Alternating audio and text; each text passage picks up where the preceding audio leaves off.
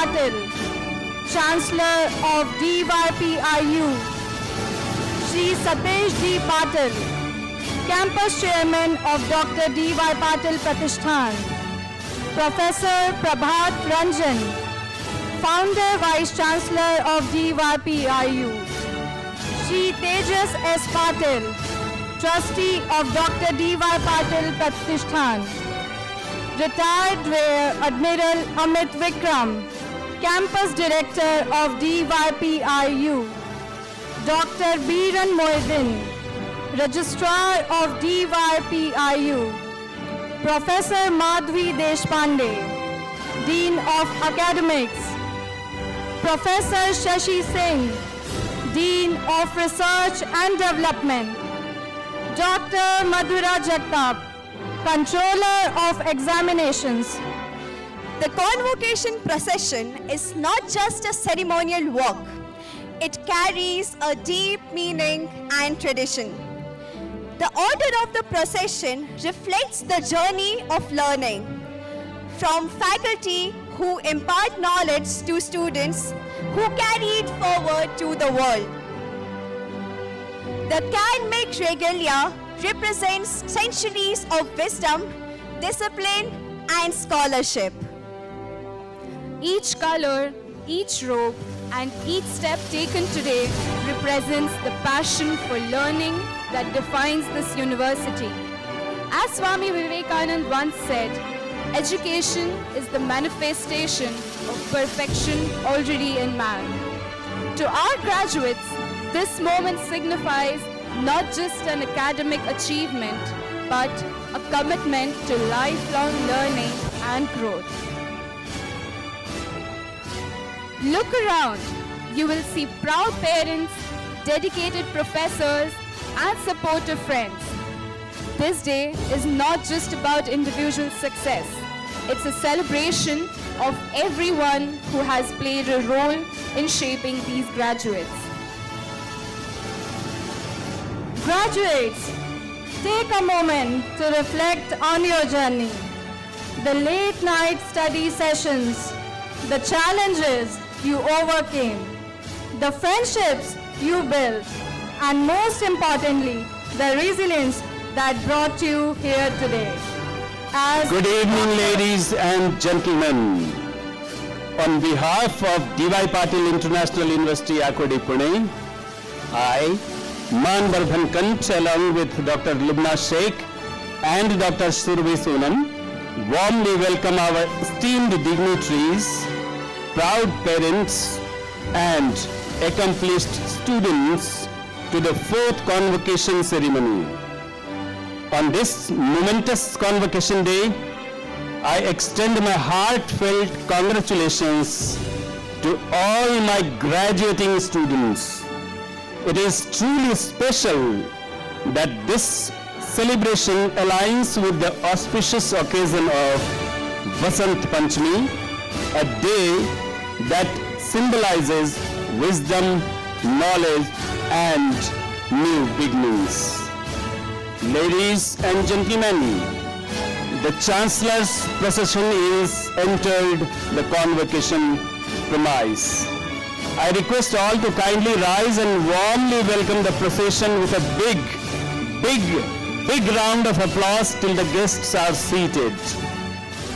On behalf of DYPIU, I extend a warm welcome to the convocation procession, the Controller of Examinations, the Registrar of DYPIU, our esteemed faculty, distinguished guests, dignitaries, esteemed members of the governing body, Board of Management and Academic Council.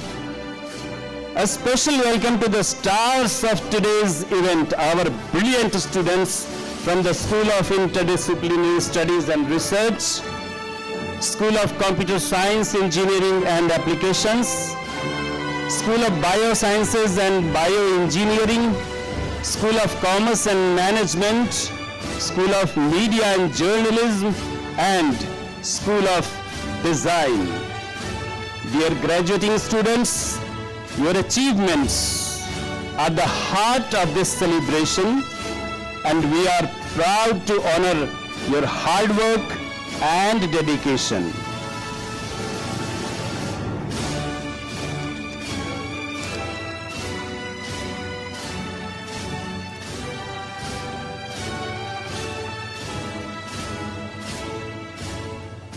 Ladies and gentlemen, we need a big round of applause.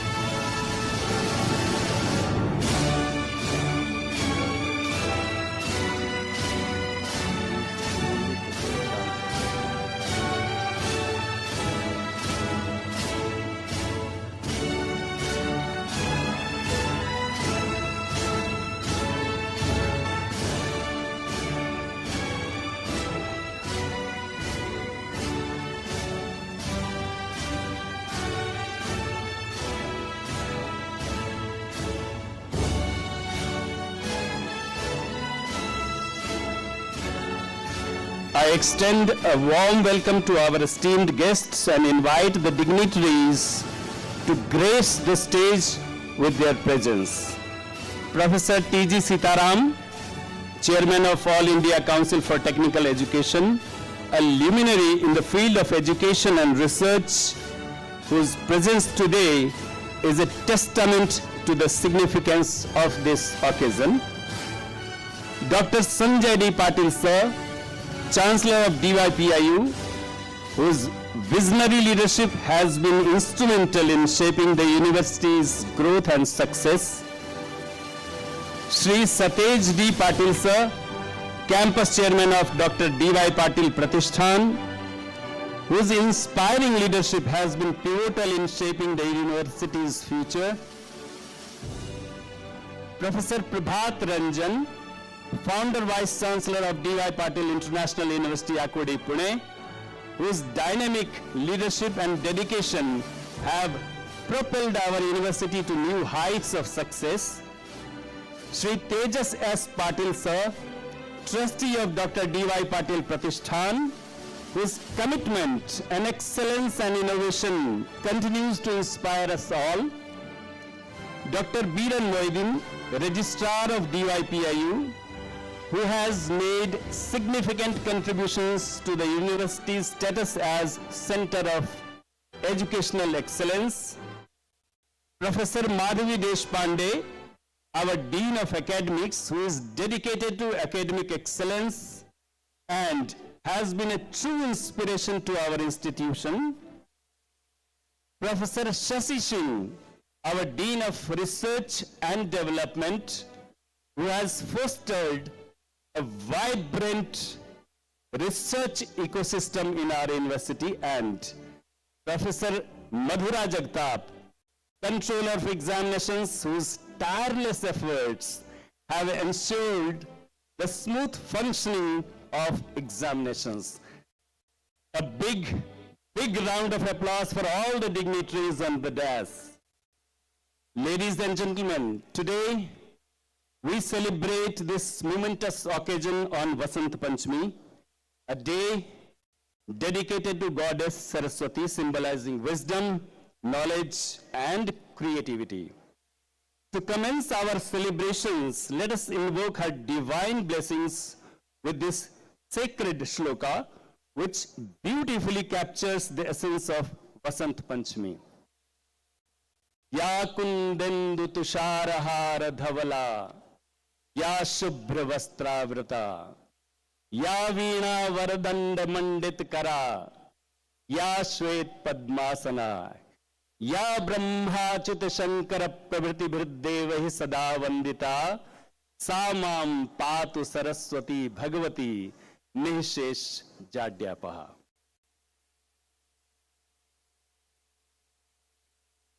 It brings me great pleasure to request the Honorable Chancellor of DYPIU, Dr. Sanjay D. Patil, sir, felicitate the chief guest of the event, Professor Sitharam, the chairman of All India Council of Technical.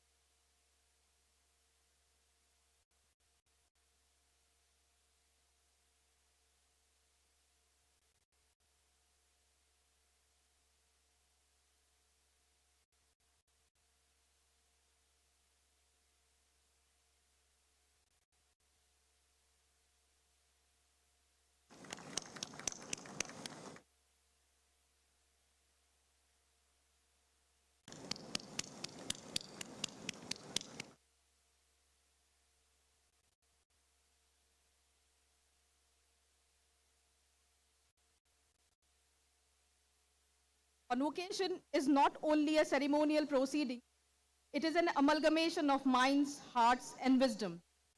All know there is no wealth like knowledge and no poverty like ignorance. So let us ignite the light of knowledge, wisdom, and peace within us. I cordially invite the dignitaries present on the stage to light the Vidya Jyoti.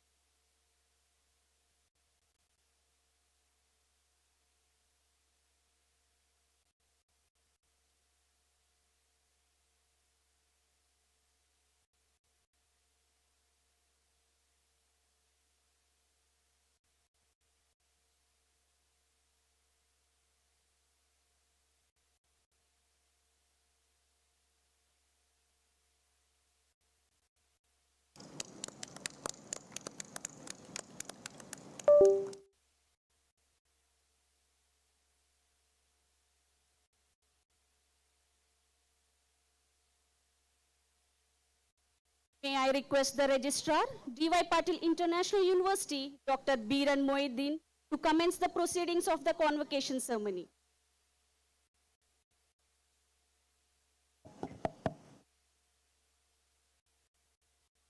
Honorable Chancellor, sir, I request you to please declare the convocation open.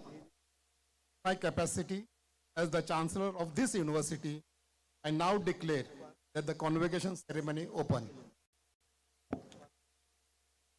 Thank you, sir. My privilege to invite the Honorable Trustee, S. Patil, to deliver the welcome address.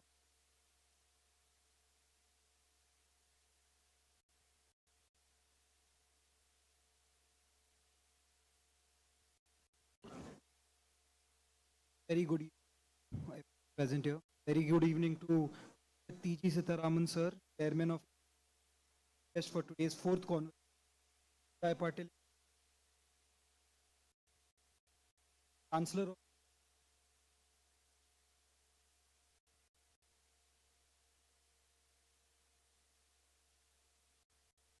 proud parents, importantly are graduating. I'm on way to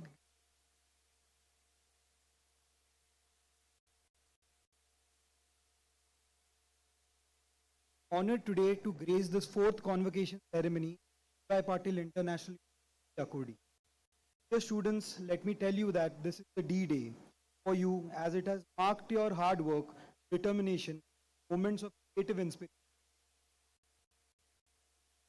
To have Raman sir. Sir, Dr. D.Y. Patil Group really acknowledges a pioneering contribution. Let me tell you all that Dr. driving for innovative approach to policy making, academic process, across institutions, Under his leadership, AICTE empowered students, fostering growth, excellence, technical education.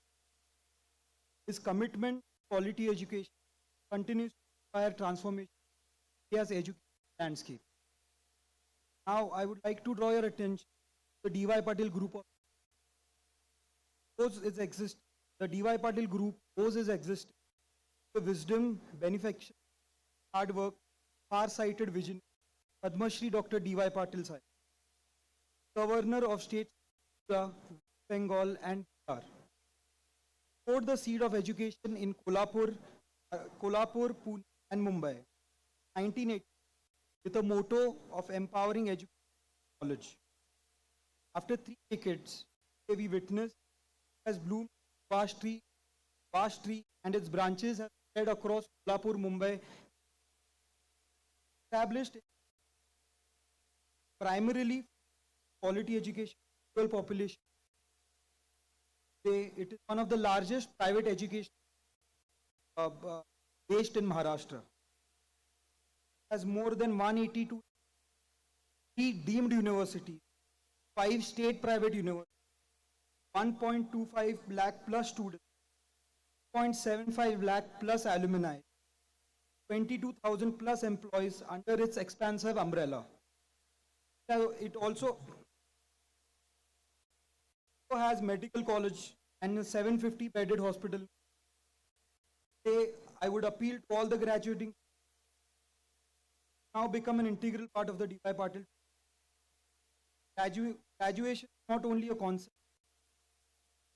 Graduation is a process that goes until the last day of your life. Grasp that a true difference. Now I'm really pleased, proud to congratulate all of you, not just for graduating the bachelor's degree, first step towards your vibrant careers. Campus, your alma mater. I'm sure you carry our legacy, quality education, innovation, hard work, wherever you. Tell you this is not the end, rather the beginning of a chapter of more exciting and unpredictable journey that you will know now what it takes to achieve the targets set, and we all hope if provided the right ammunition the targets. I once again congratulate all the students for graduating. Wish you every success.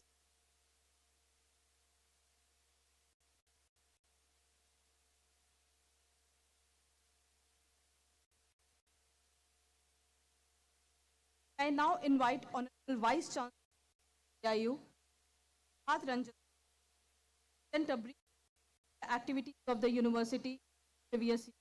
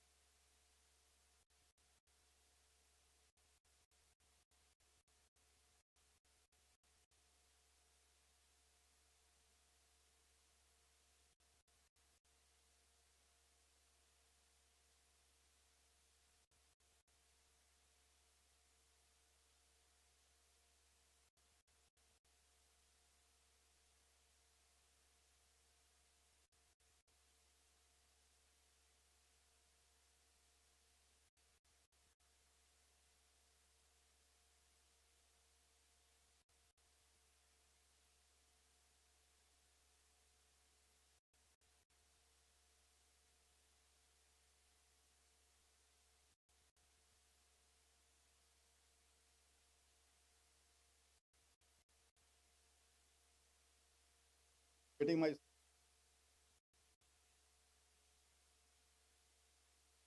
good afternoon to all of you. Our honorable chief guest, Dr. Sitharam, second visit to the campus. First time he was here as part of a UGC committee, November 2021.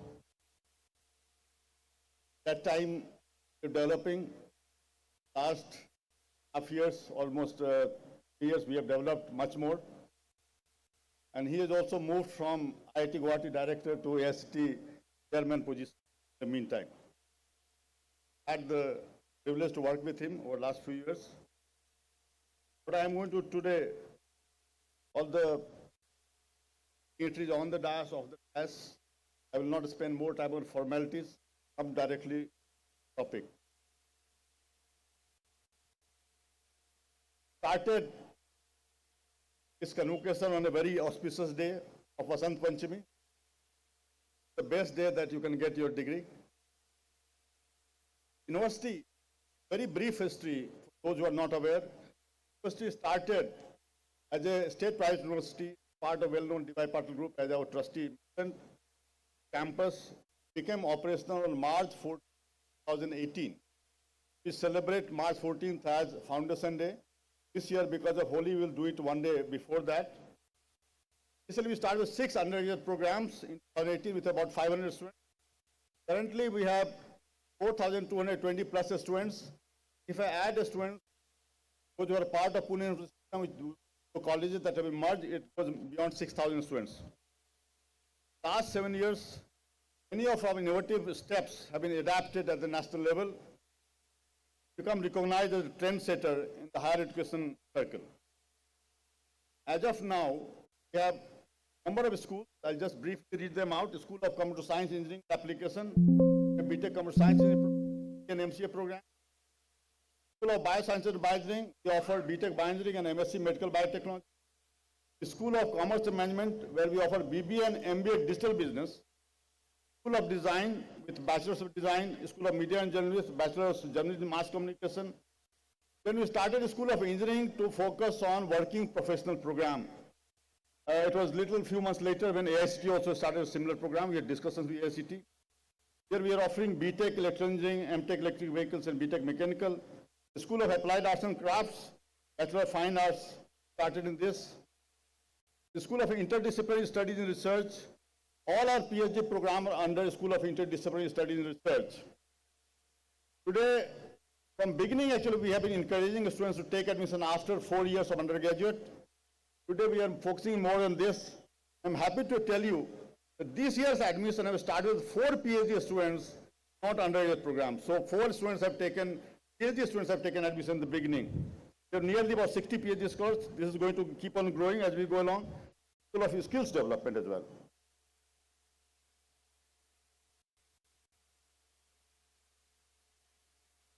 The working professional program actually was where actually started to experiment something that AICTE has also been doing, where they allow the flexibility for working professionals not have to come to campus except in the weekend.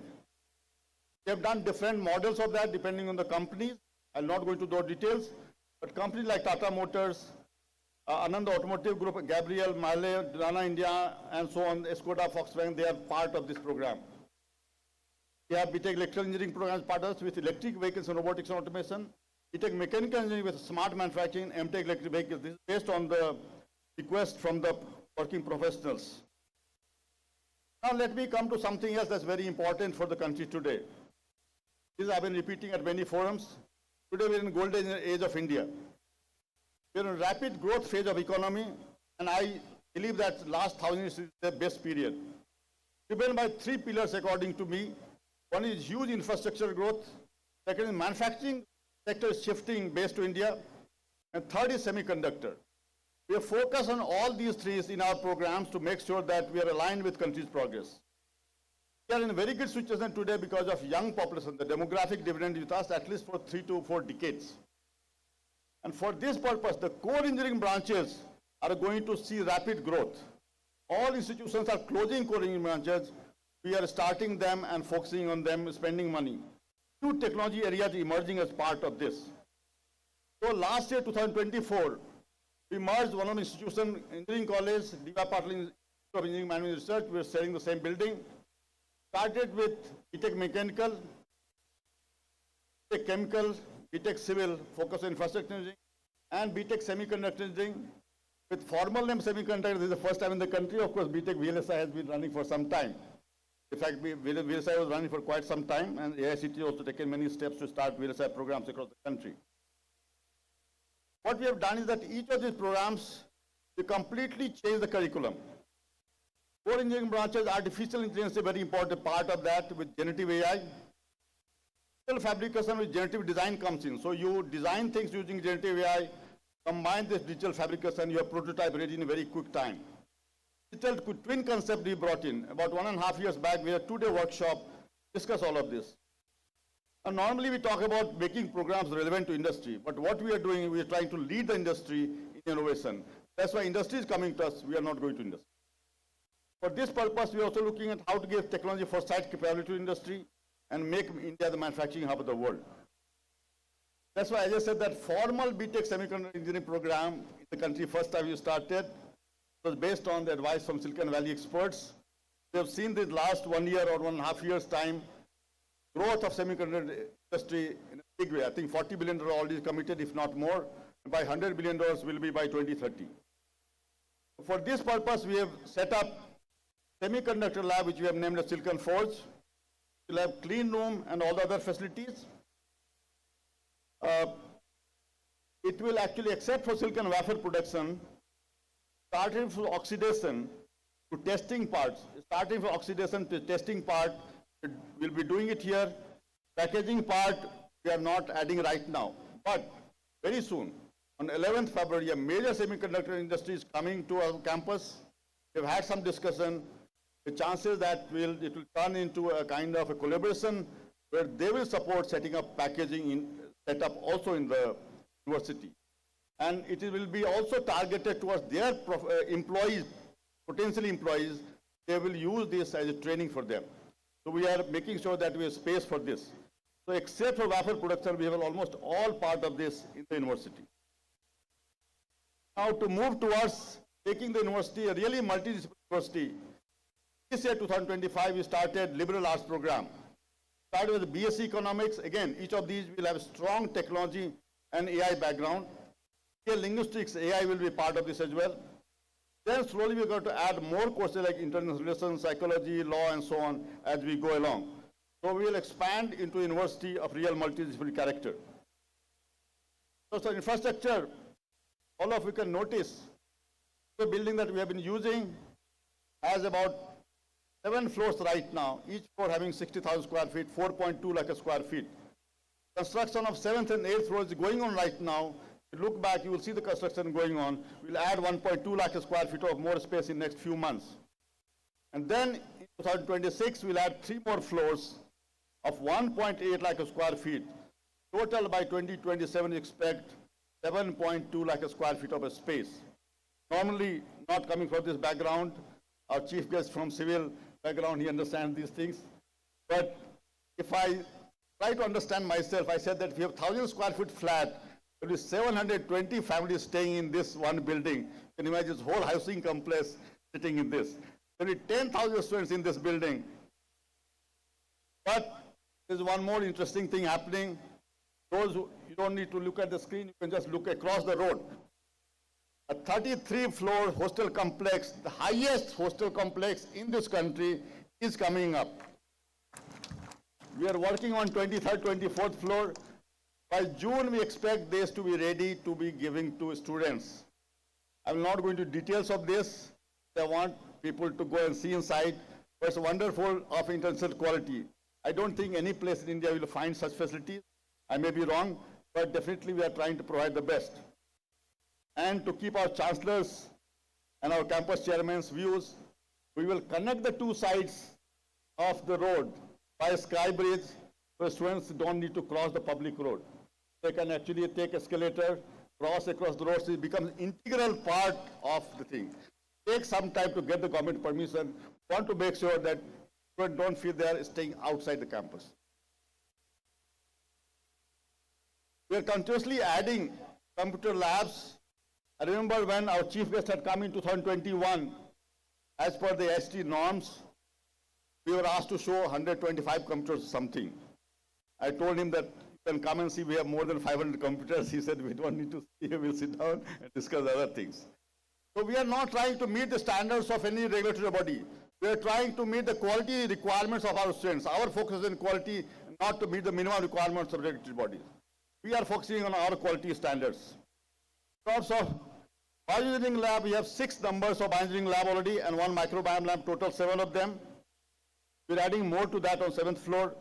The Studio Spandan, very good quality facility which is used by journalism, mass communication students and all the students across the thing. We are adding 2 more studios because we are looking at flipped classroom concept coming in. The students do not want to listen to lectures now. That's happening actually, it's already happening. Students say, why should I listen to lectures? All of this is changing actually. We will have online recorded thing with AI-backed thing, interactive videos, and multilingual holographic group. AR, VR devices we have been using for a long time here. I've been training people in HoloLens for the last 4 years myself. We have set up a holography room. We are creating digital avatar of Dr. Patil Dada. It will be as if you can interact with him, as if he's standing there in his own body language, his own voice, in his own knowledge. And I joined this place on 25th of April 2018. I was fortunate to meet him in Pune. He was in Pune that day. Afternoon we had a meeting, and we requested him that can we create your digital avatar. Agreed. He said that I will live for at least 100 years, but you can go ahead and do it. So he had given us permission. In between, due to COVID and so on, we have done 90 now. So he still, at least he said that 10 years minimum he will stay. He had told me at that time, 2018, at least 100 years I will stay. You can make my digital thing. We took his permission. This holography room is on 5th floor.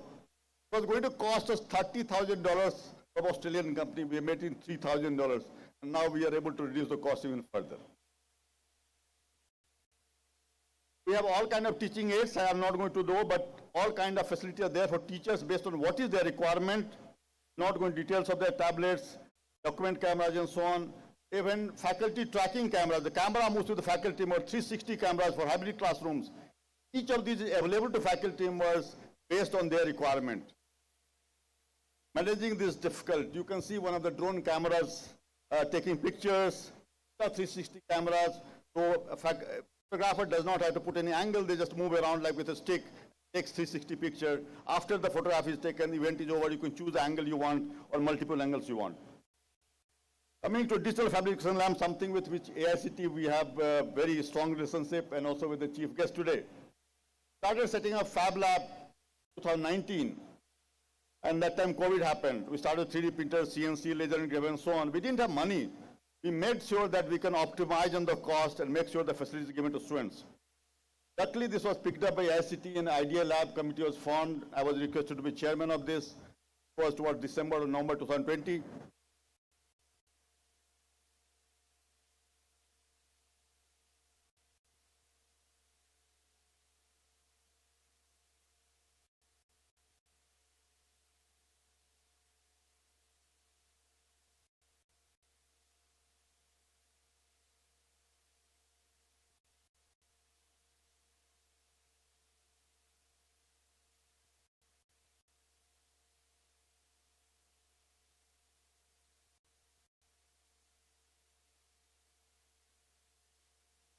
It's just technical problem.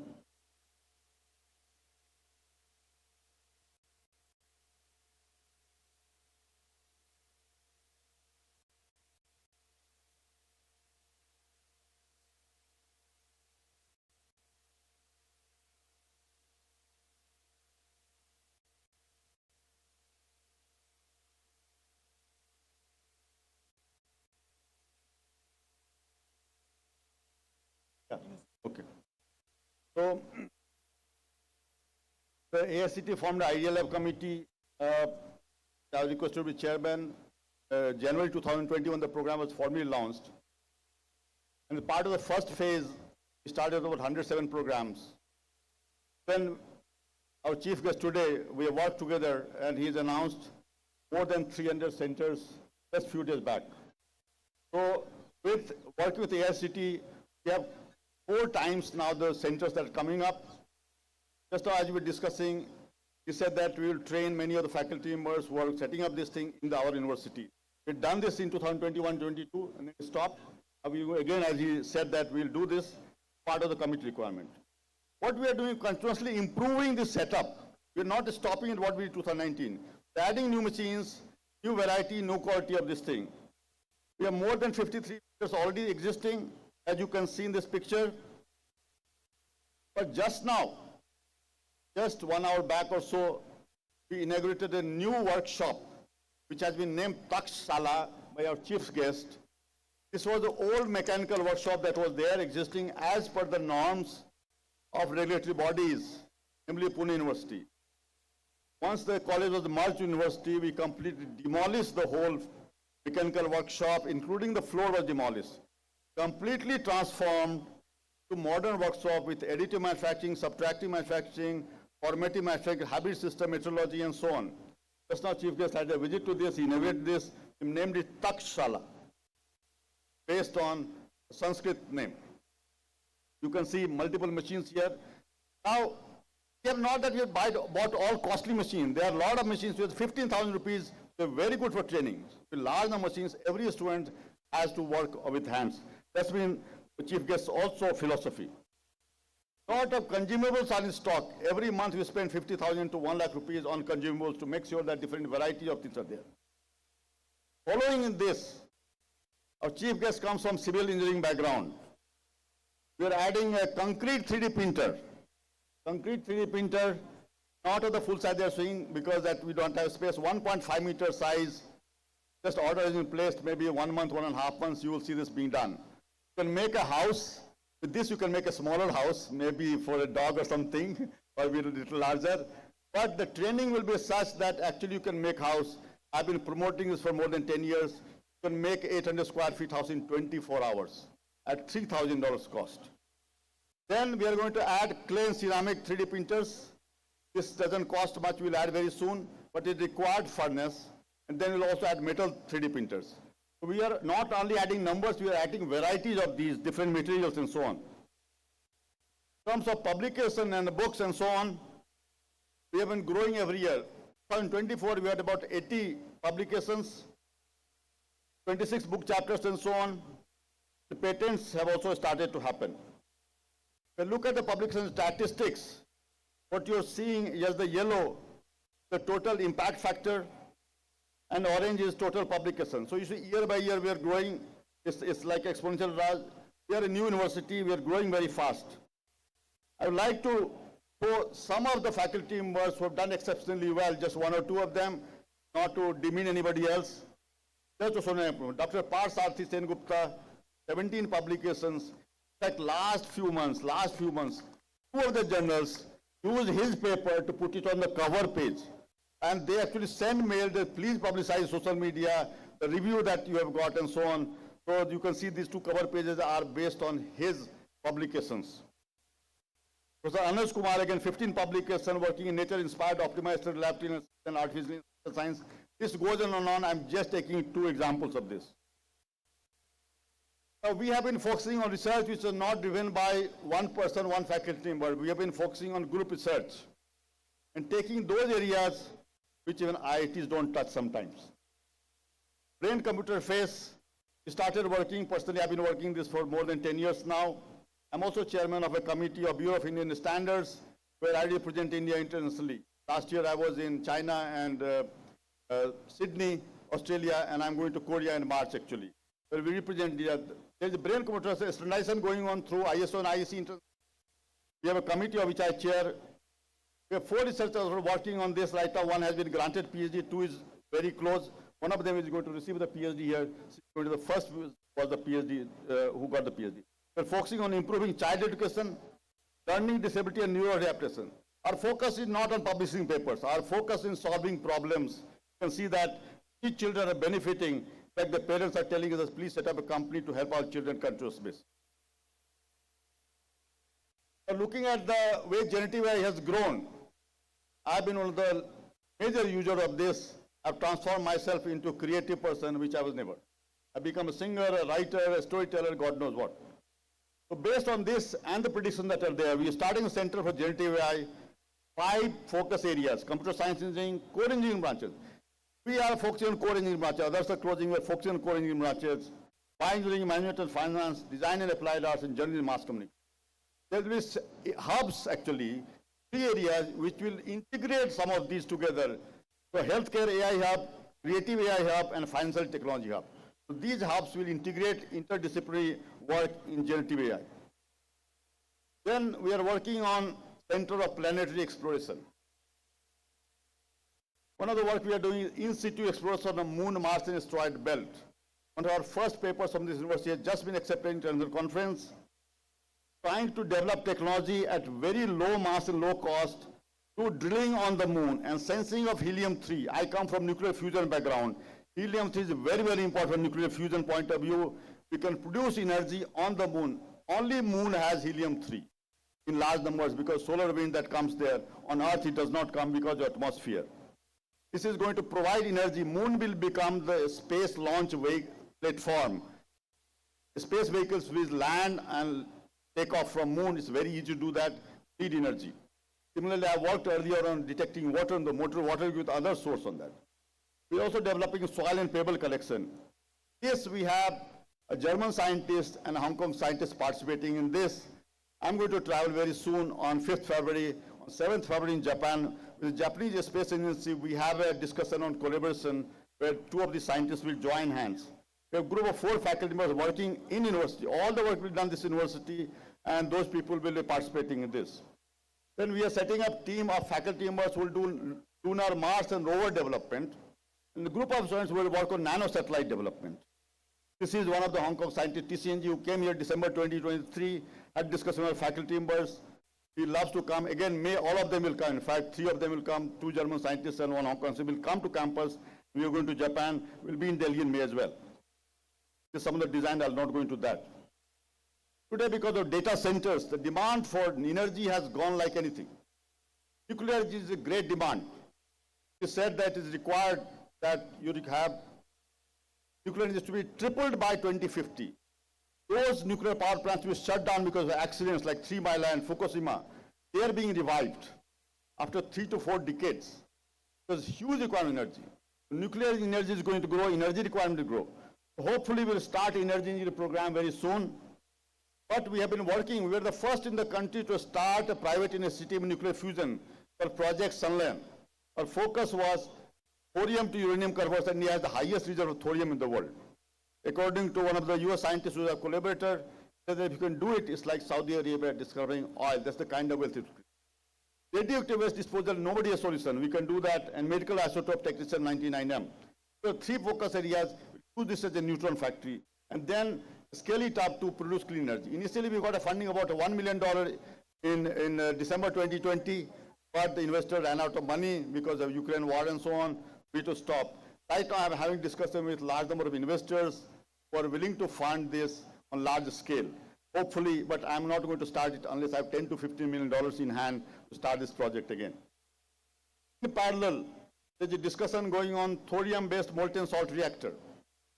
One of the very rich persons in the world, who is elder brother of Larry Page, the Google co-founder, Carl Page, who supported his younger brother when he was forming Google. At that time, Carl Page has $500 million by selling a company. He supported his younger brother. Nobody knows the elder brother. They know the younger brother. I had a discussion with Carl Page, about 1.5 hour discussion. He said a very nice email to me. He said that he is going to support India or he said that he's used the term, garner the fund to support any work on thorium-based molten salt reactor. We're talking country about small modular reactor. He doesn't believe in that. He said the next generation we should move. With Dr. Ajay Kothari had come here. He's also focusing on this. We're working together on this. Let me come to the last part of this, certain awards and accolades. I have been recognized by Outlook. This anniversary is for the 2nd time in a row. One of the visionaries of India, which can take India to 5 trillion economy. Last year they have done this. This year also they have done this, along with many other visionaries of the country. A book came out, 100 Great IITians, but there's an addition to that. Those who refuse to be lured by the West and contributed significantly to India's growth. dedicated to the service of nation, 100 great IITians. Of course, doesn't mean these are the only ones. There are many more. There is a second book coming out. But this book was published just few days back. We had an event in Delhi on Pan IIT Alumni Meet, where those people who were present in that meet were honored. On March 13th, we are having our Foundation Day. Same event will be repeated here in Pune. Those people who are in Pune or nearby area who will come here, who are part of this book, will be honored in our university as well. The author and the publisher, all of them will be here. University was selected by, in a very interesting way, by a manufacturing conclave. We did not nominate ourselves. Nobody else, no other institute was there. Only DYPIU International was singled out by themselves, saying that for your contribution to core engineering branch, we select you as the Institute of the Year. Nothing, no nomination from our side, no details given. On their own, they invited that. There was no other education institute. Everything else for manufacturing, they invited us. This has happened many times. Forging industry also recognized us. We have been recognized as trailblazer in semiconductor. We are recognized for excellence in digital disruption. We are recognized for game changer in bioengineering education. Let me come to our students. A team of our students actually won the first prize in Smart India Hackathon 2024. Just few days back, cricket team of ours won a state level. They were runners up. But one of the players got both the best batsman and bowler award in the same event. It's called Viswanath Sports Meet, Viswanath Karat's his name. Kya Samarth and Nritya Sarda won gold at 14th Cultural Olympiad in Abu Dhabi. Ms. Kaushik Saraf was given PSA Chanakya Award. I will stop at this point. Thank you for your attention. But before I leave, I will have the honor of introducing our chief guest. But his details run into several pages. We would rather like to hear him directly than to spend time going through all his CV. But my duty to very briefly introduce him. As I said that when we invited him, I was in US. I think after sending our formal email and so on, within half an hour, 1 hour, we got the agreement done. And since keeping his busy schedule in mind, we have tried to make sure that we don't waste a lot of his time. So Professor Sitharam is a highly distinguished professor with extensive experience in academia, research and administration. Does not need introduction, but it's my duty to do that. Currently, he holds the prestigious position of chairman of the All India Council of Technical Education, better known as AICTE. His academic background is truly impressive. He obtained his bachelor's in civil engineering and master's from IISc, then his PhD from University of Waterloo, Ontario, Canada in 1991. He has held various positions, leadership positions at Institute of Science, Technology. He was director of IIT Guwahati from 2019 to 2022. He was instrumental in establishing new schools and academic centers, propelling the institute to become the #2 institute in India for citations per faculty. Remember, about 3 years back in Varanasi, we had a Vice Chancellor's meet, and he talked about how he has made this transformation. Open access, making sure that the authors' names are all aligned. Some of the steps that he illustrated, how it made a change, so the citation increases. Prof. Sitharam is a prolific researcher with over 35 years of experience in geotechnical infrastructure engineering. But he was just now talking that let's not have these barriers. Let people not divide them into these categories. Let there be interdisciplinary thing within discipline itself. Like civil engineering, within that we break ourselves. He has authored or co-authored nearly 500 technical papers, 20 books, and this may have changed by the time I'm reading it, and holds several patents. His research contributions have been widely recognized with a high H-index and citations. One of his recent books, Unlocking the Potential of Technical Education to Shape India's Future, has been a bestseller on Amazon. Beyond academics, Prof. Sitharam has actively contributed to the engineering industry. He has been consulted on various projects, including construction of the highest railway bridge in India. I am honored to say that the concept of the railway line was given by us when we were preparing Technology Vision 2035. When we wanted to take the railway to Leh and Tawang. That was initiation that was happening in 2014-15 when Prime Minister launched that document. I'm happy to see that railway is actually working now. I've seen railway trains passing. I'm not sure it's commercial, but it's passing through that highest railway bridge in the world. He is fellow of numerous prestigious engineering societies in India and abroad. There are many more laurels to his, but I'll stop at this point and hope that all of us benefit from his wisdom that he has been bringing to the country, both in his capacity as well as as a chairman of AICTE. Thank you so much for your attention.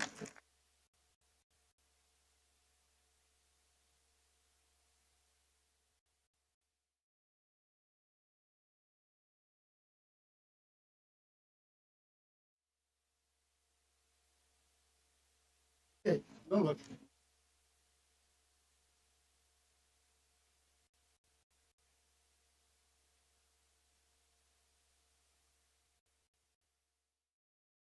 सभी को नमस्कार.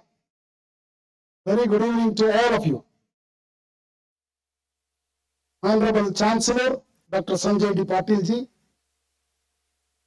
Sri Satyaj D. Patil, Campus Chairman of DY Patil Pratishthan, Professor Prabhat Ranjan, Vice Chancellor, DY Patil International University, Tejas Patil ji, Trustee, Professor Jagtap, Professor Shashi Singh, the Registrar of the University, Controller of Examination, and all the distinguished faculty members, deans, and academic council members, and most importantly, these graduating students. And I'm very happy to be here on the 4th convocation. I also would like to greet the parents of the students in trusting this institution to put their words, and the media persons.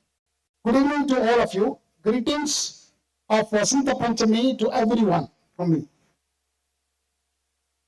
It's an immense honor and privilege for me today on this very important day of Vasanta Panchami, where you are organizing the 4th convocation ceremony of DY Patil International University. Let me extend my heartiest congratulations to the graduating students of 2024. And most importantly, their parents, their families, because at this, in India, we actually celebrate our success of our children. And this is a moment for many of them that they're all here to witness their wards receiving their degrees at this prestigious institution. To all the graduates, today marks a significant milestone in your life. This is not just the culmination of a year of hard work, dedication, and perseverance. It is the beginning of an exciting journey filled with opportunities, challenges, and new learning. Your education doesn't end here, it begins here now. Because today with disruption in technologies, you need to skill yourself, reskill, upskill, it's continuous learning. That's what National Education Policy 2020 emphasizes. Remember that your education doesn't end here. Today you have got a degree, but you have to continuously upskill yourself, reskill yourself with newer skills, otherwise you will not be relevant in this world. It is not just for you. Many of us also have to do this. We need to upskill ourselves. Friends, the world we are stepping into this is evolving rapidly, particularly in the last 6 months and the year of 2025. Artificial intelligence and generative AI and agentic AI is going to change the way we live, we think, we work. To thrive in this world, you must embrace these technologies. There is no other alternative for us. We need to embrace, adapt ourselves to the new world order, and also embrace lifelong learning and continuous upskilling. The future belongs to those who remain agile, adaptable, and forward thinking. Engineering is not just about learning and writing examinations. It is about applying your knowledge to create a solution that address real world challenges. It is about using your skills to make a positive impact on the society, to innovate and to drive progress. I encourage each one of you to think beyond the conventional boundaries, to dream big, and to work towards making those dreams a reality. In the context of our nation, Bharat, India is on the cusp of the technological revolution, friends. Initiatives like Digital India, Make in India, Atmanirbhar Bharat are driving our country towards self-reliance and global leadership. As engineers and managers, you have a crucial role to play on this transformation. Your expertise and innovation will be instrumental in shaping the future of our nation. In this era of rapid technological advancements, skilling and upskilling are more critical than ever. The job market is constantly changing. With AI, automation, and emerging technologies are reshaping our industries. Industry 5.0 is here already. AICTE, for those who do not know, All India Council for Technical Education, AICTE was an advisory body started in 1945 to the British government. When southern part of India started from Karnataka, large number of engineering colleges, when they mushroomed in southern part of India, starting with Karnataka, then Maharashtra, Andhra Pradesh, Tamil Nadu, Kerala, Government of India passed an act in the parliament. That's what the Act of AICTE Act, which passed in 1987, giving the position of a regulator. I'm very proud to tell you today, to stand here before you, in the last 3 years, we have transformed this regulatory body to a facilitating body. We have more schemes to upskill, reskill our institutions, teachers, students, than just simply regulating. I have closed down all our regional offices. We had 12 regional offices. We have closed completely all regional offices. I watch out, there is no regional office of AICTE anywhere in the country today.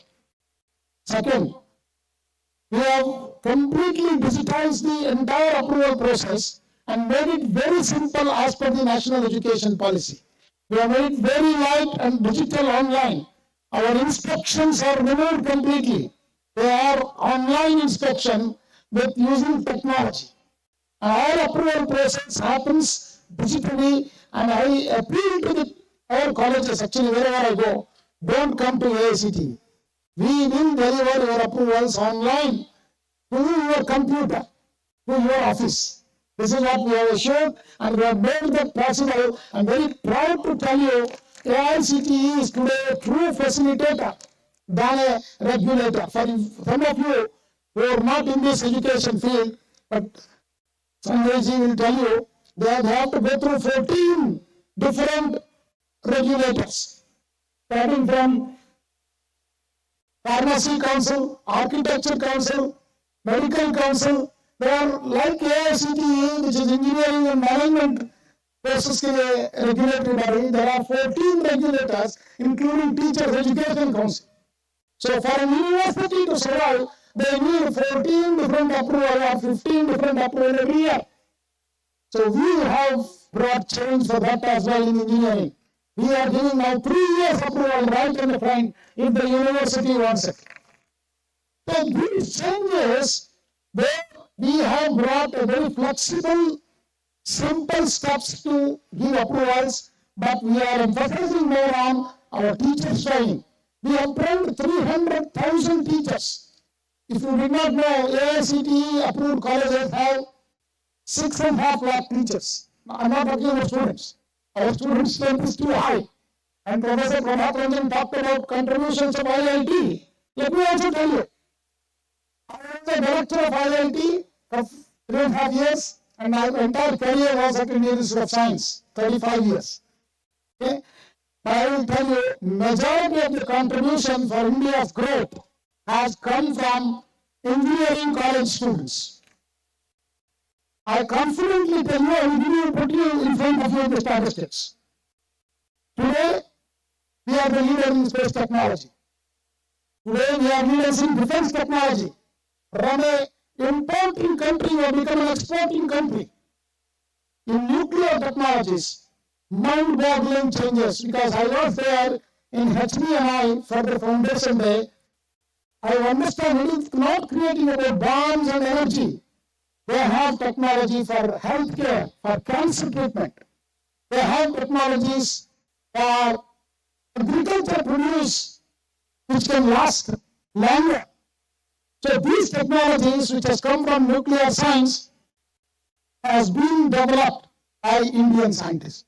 Please remember, these areas, space technology, defense technology, nuclear technology, we had an embargo for the last 35 years from the entire world. That means no technology could have been come from any part of the world to us. Maybe some Russian scientists little bit helped us because we were very close with Russia in the last 50, 60 years of our independence. But beyond that, entire thing is indigenously developed, ladies and gentlemen. Today, we are able to put our rover on the south pole of the moon. Who are these engineers? If you look at the engineers of ISRO, majority of them are engineering graduate from second and third grade engineering colleges approved by AICTE. And 30% of them are women engineers. I'm very happy to see large number of women faculty here. 50% of them are women engineers. Friends, note that this women folk has only changed the education sector in India. School education is 100% gross enrollment ratio today. Thanks to my teachers, are women teachers who are taught me in my schools. These are the kind of changes we are seeing in India. India is going to be a Vikasit Bharat in 2047. There is no doubt about it. But there is a contribution needed from all of you who are today graduating to create your own ideas to a product nation. India has to become a product nation. Without productization, we will not survive. You look at China. Why today China is a leading country, is better than the United States of America. You have seen when AI, and President Trump took the oath, the next day he announced there will be a $500 billion investment on AI. World was thinking that it is not our bread and butter because we can't put $500 billion on one technology. Because we are all poor countries. But China has shown the way. It can be done at 100, 1,000 that cost. So DeepSeek has beaten hollow the OpenAI. So that's the technologies today. That's what India is showing. India has already shown. Mangalyaan has been done at a cost of a Hollywood movie.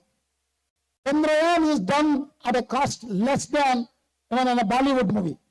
Okay, this is the kind of innovations we are doing, ladies and gentlemen. This is coming from Indian engineers and scientists. I just counted from 87 how many engineering colleges we have. 3,600 engineering colleges we have in the country.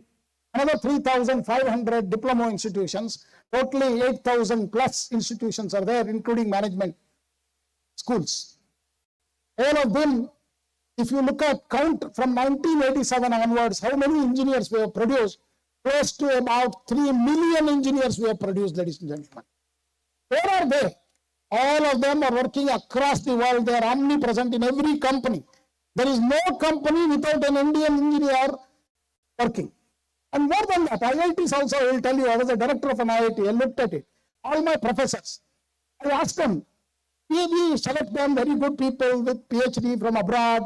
But if you look at the basic degree, majority of them, BTech degree from one of these colleges.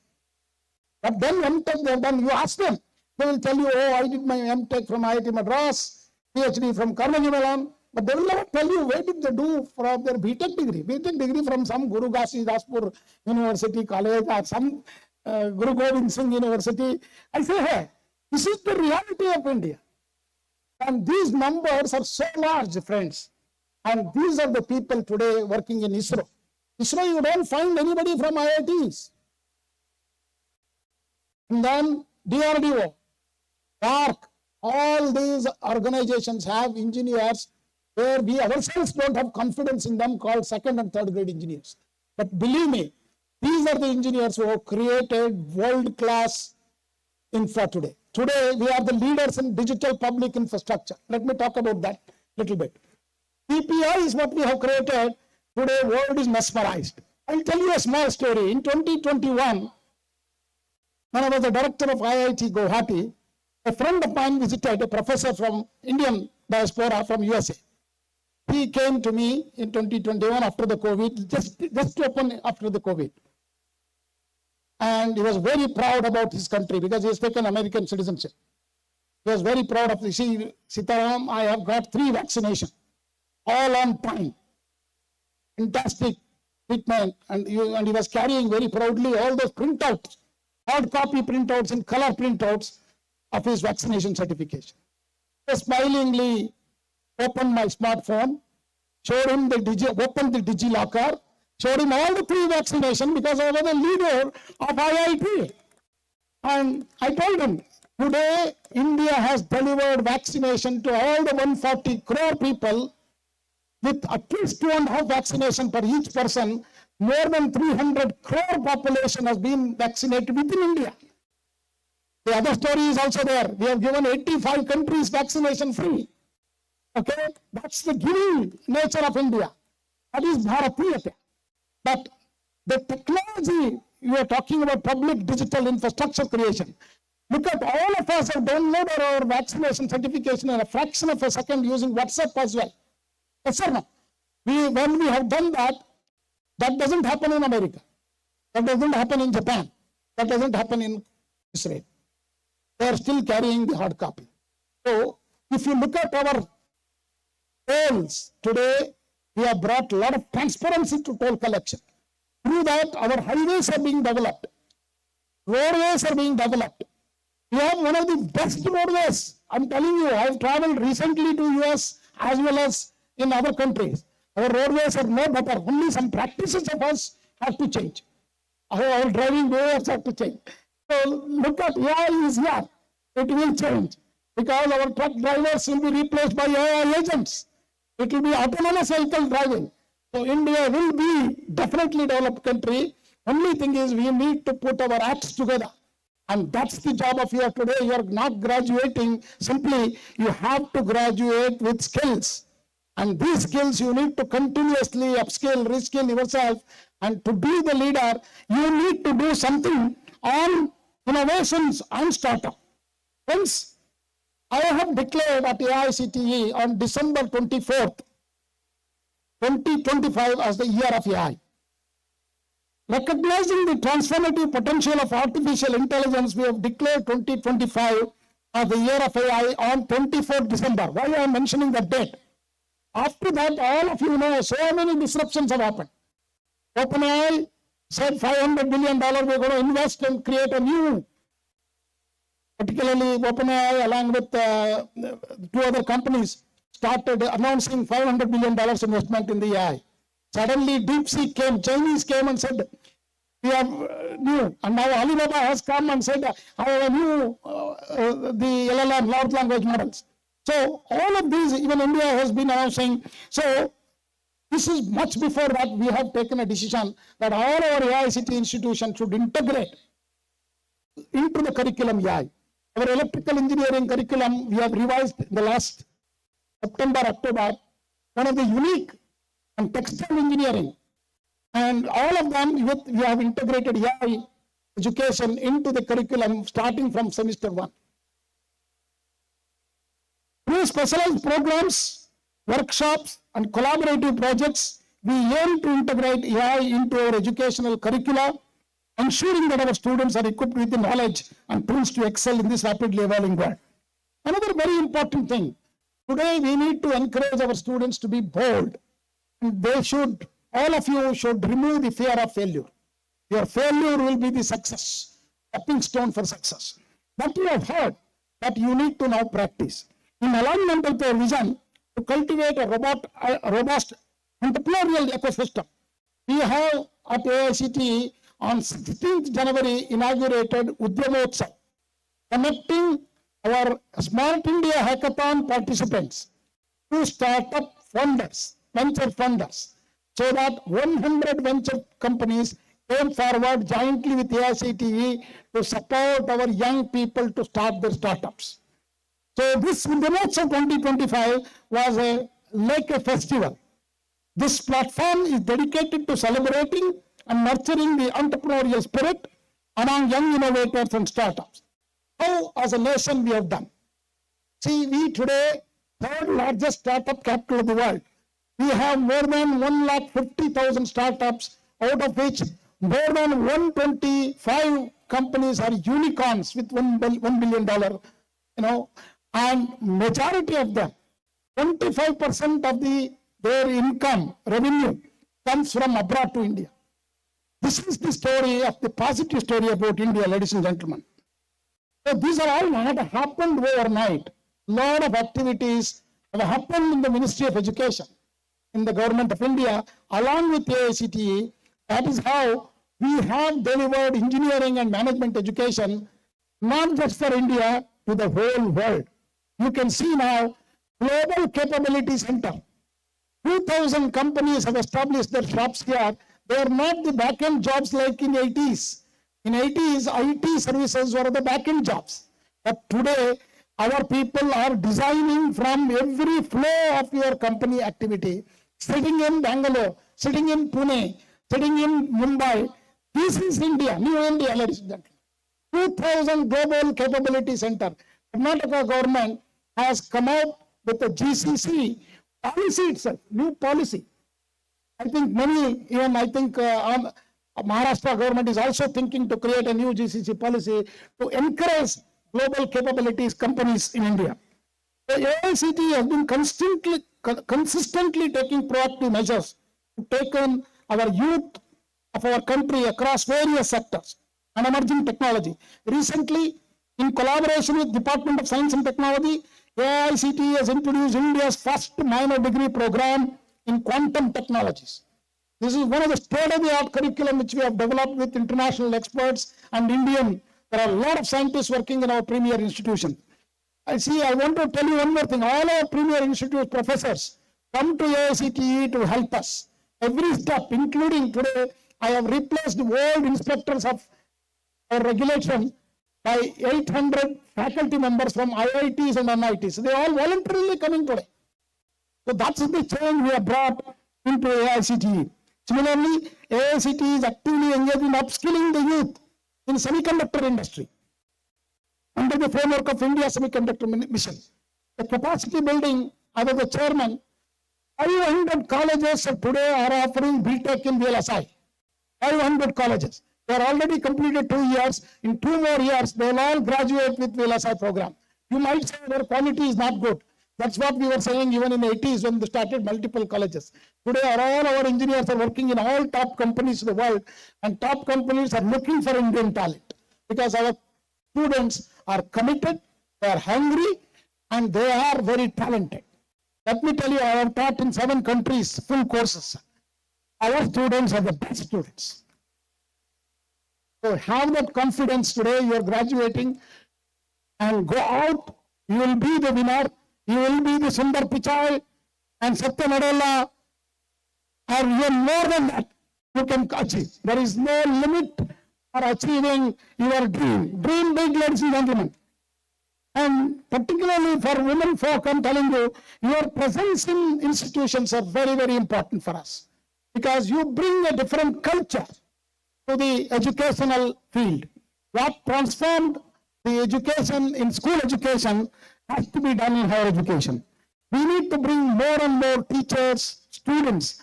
Today, at the AICTE institutions, we are able to achieve 40% and more girls entering to our engineering education. In IITs, we have reached up to 22%, but we want more girls to come in to even our IITs. Because today, see, we are living in a different world where technology is driving. You don't need any muscle power now. You need, all women can do anything what men can do today. So that's what we need to create, a culture where we coexist and use that power of women, not just talk about it. And that's what we have to do, encourage students, and particularly I'm telling the parents, please put your students whatever they want to do, not just engineering or medical, whatever. They want to be a journalist, they want to be an architect, they want to be a designers. Those opportunities are there everywhere. It is not just engineering and medical. AICTE family believes that we need to prepare the new generation teachers, because the role of teacher has changed, friends. Teacher's role is no more. You see, when I was studying, I had a compulsory elective. Electives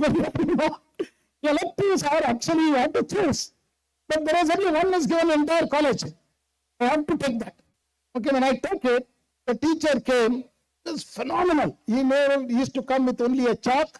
It is theory of elasticity. He used to write all equations from left to right. The entire board was filled up. And we were so mesmerized. How does he remember all these mathematical equations? How does he derive? Believe me, none of you will like him today, because you will get it in a fraction of a second, that notes in the internet. So the kind of learning today has changed. It is experiential learning and hands-on experience. Creating products of your own, which will have, that is what Martin Day Hackathon, which we have started in 2017 at AICTE. I'm very happy to tell you, last year in 2024, 300,000 students participated in SIH 2024. And 51 problems given by the ministries, different line ministries, being solved, and our Honorable Prime Minister was there to interact online digitally with the winning teams. AICTE firmly believes that productization will be the future of India. I would urge each one of you to create your own idea, take it to a product, create your own startup, be an entrepreneur. Don't have the fear of failure. You might fail 2-3 times. Everybody who has created and become a very successful entrepreneur would have failed at least 5 times in his life. Remember that, and failure should not deter you. You take a chance, and today your parents are there to support you. We didn't have that luxury, because we all came from a very poor background, from a small village, and we have to do everything ourselves. Today, your parents are putting hand on your shoulder, and next to you, they are there to support you to take your degrees. Last but not the least, as I told you, we are trying to train our teachers. So we have created a new QIP PG certification program for our teachers to go and learn from higher education institutions like IITs. So I'm not complaining on IITs, but please understand, IITs are our premier institutions. They have done phenomenally well, but the scale at which what they are doing, look at it, total IITs admit only 15,000 students. Our graduating students from AICTE approved engineering colleges 1.5 million. That means you can see less than 1%. So 50% of these IIT graduates go to UPSC and become district magistrate or deputy commissioners. Okay, another 25% go to America and become Sundar Pichai. Another 25% are the left people to serve India. And in that also about 2-3% becomes monks, because they are very spiritual. So who is contributing? The colleges, very poor institutions.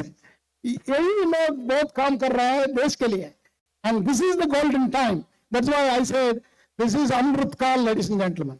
Whatever we touch is becoming real, and this is the time we should have confidence in our young people and give them an opportunity. They can transform India. There is no doubt about it. AI is here, agentic AI is here. Whatever it is there, they are very smart in technology usage. You know, they are all grown up keeping smartphone in their hands. Okay? And mother keep telling them that there is IIT, you have to prepare. That stress you should remove. Please understand, IITs are not the end. They are good institutions, definitely. But there are many other good institutions. Even Patil is one such institution. I was very happy to see large infrastructure created for the young people to do hands-on. I saw a lot of 3D printing, digital, applications. So this is what we need to teach our young people. And my call to all the young people. To the graduating students, today marks the culmination of your hard work, perseverance and determination. Definitely. We congratulate you. Entire DYPIU International University leadership is here to congratulate you. That shows that their seriousness as well to your success. But remember, learning does not end here. It is a lifelong journey. As you step into this world, equipped with the knowledge and skills imparted by your university, you need to continuously upskill and reskill yourself because these technologies are changing at super fast. Okay? Super fast. I will just tell you one last story and conclude my speech. The last story is, when I joined AICTE, I asked AICTE that same time ChatGPT came in. I asked ChatGPT to write a poem about AICTE. Because I wanted to test whether ChatGPT is capable of becoming a poet. Believe me, in 20 seconds, a beautiful poem came in front of me, 4 stanzas, covering the entire activities of AICTE. At that time, I had not understood these are the activities of AICTE. I was learning. That means that has a collective wisdom. So it is not artificial intelligence, ladies and gentlemen, it is augmented intelligence. It is taking all of us intelligence and putting together and putting in front of us. Then, I saw one project in Taiwan, one of the students, he has developed a robot playing a guitar. But what he has used is generative AI, he has used to compose a music. So I was standing in front of him 3 minutes. 3 beautiful compositions he has made using the generative AI, and robot played that, the guitar. You might have seen that on the internet as well already. It means, why I am telling you this story? These skills, all our people have told us, these has to come through your genes. That is, skill of a poet, musician, artist. It has to come through your either father, forefather, or grandfather should be a poet or a musician or artist. Or you have to slog with a guru, 15 years, serving him and learning music. Otherwise, you cannot acquire these skills. These skills are the toughest skills. But these skills are now mastered by these machines in 20 seconds. Fast with time, ladies and gentlemen, from 15 years to 20 seconds. That's what is artificial intelligence. There is nothing artificial about it. It is augmented intelligence. Remember that. Skill yourself, upskill yourself. I wish you very best. This is the year of AI. By the end of the year, we don't know whom we will be working with. We will be working with agents, agentic AIs. So be careful. Machines are taking superlative. If you have not seen that, look at a video on YouTube on DeepMind, a company of Google, which has developed a beautiful game, which is a football game by robots. So it is not hitting the goal. They even discuss what the human beings cannot do. They will do better than that and win the game. This is the era of disruptions. So you need to embrace that disruptions. I wish you the very best. Good luck. All the best to you. Namaskar. Jai Hind. Jai Bharat.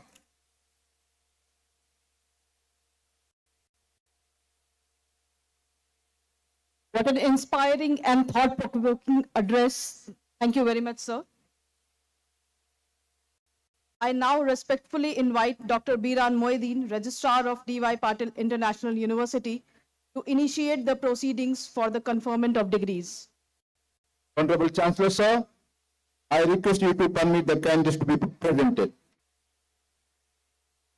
Pursuant to the recommendation made by the Academic Council and the Board of Management to the governing body, that the respective degrees be conferred upon those who have qualified themselves for the same on those in person and in absentia.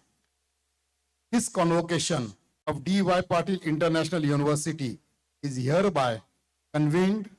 Therefore, let the candidates be presented. May I now request Professor Shashi Singh, Director, School of Interdisciplinary Studies and Research, to channel the conferment process. graduating students receiving degrees from School of Interdisciplinary Studies and Research are requested to rise.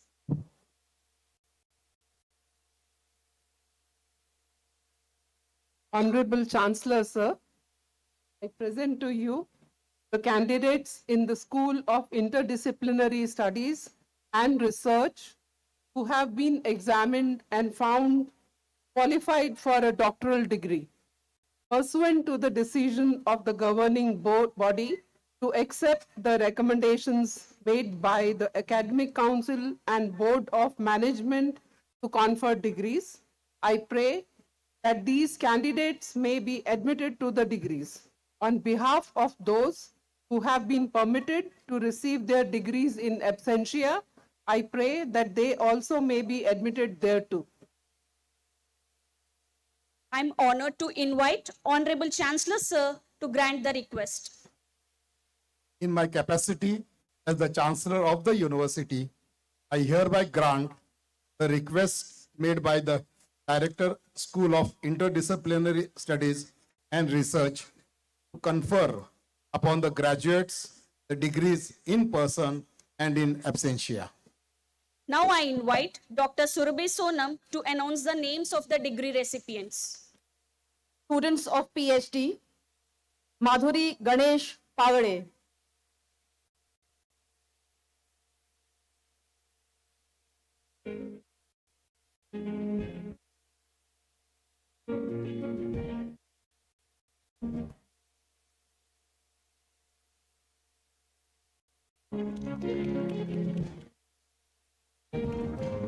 Shilpa Sardesai.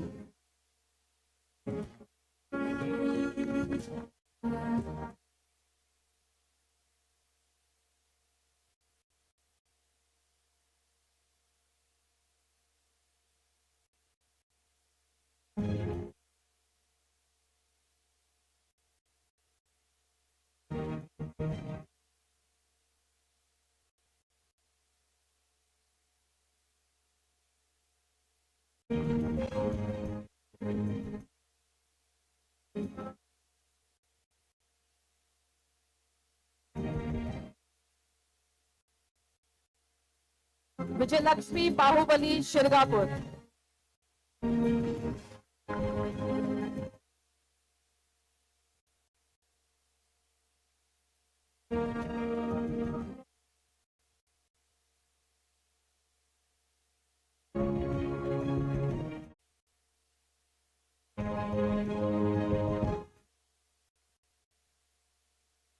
Lakshan Shankar Jadhav.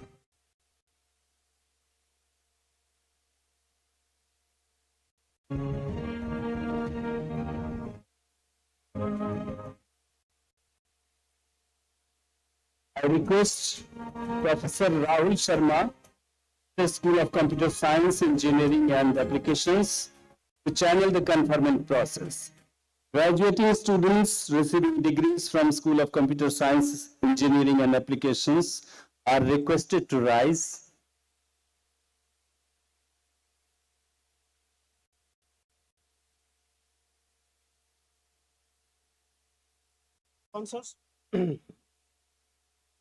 Honorable Chancellor, sir, I present you the candidates in the School of Computer Science, Engineering and Application who have been examined and found qualified for the degrees in BTech CSE, MTech CSA, DCA, and MCA.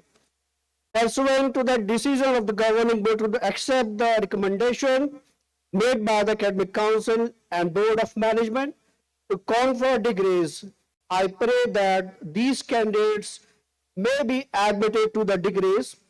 On behalf of those who have been permitted to receive the degree in absentia, I pray that they also may be admitted thereto. Thank you.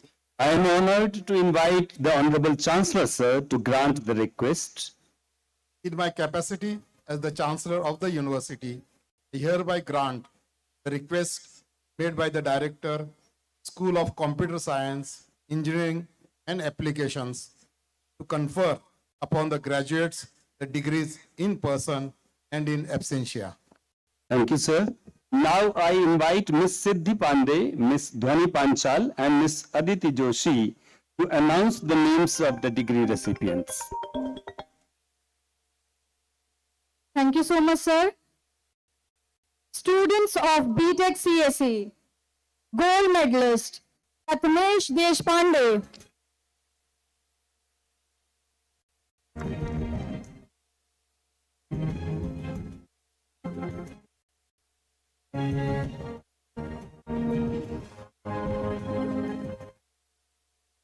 Silver medalist, Nitya Amre.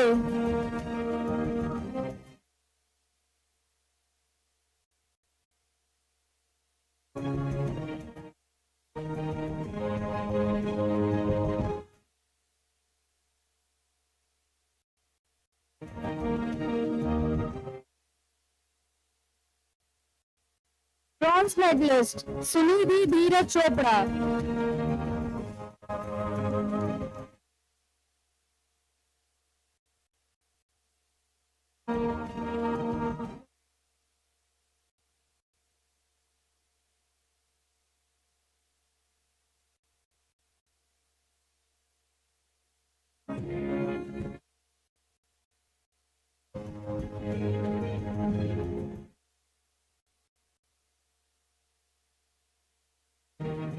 Students of BTech CSE, Neeraj Sanjay Rao.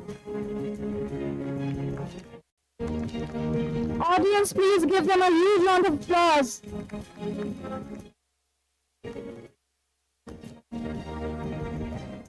Manaswi Bhandekar.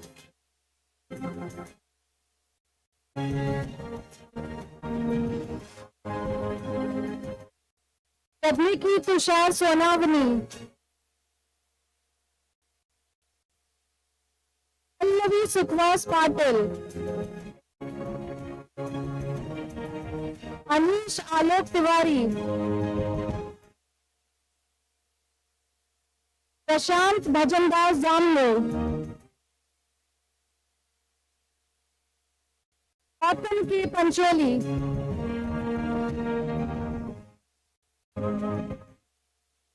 Amit Chandrakant Tirare.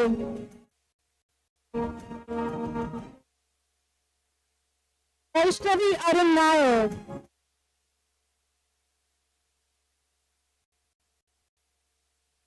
Sampada Sunil Ingre.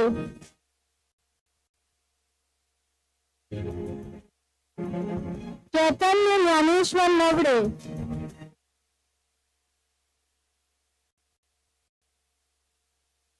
Parth Atul Sundre.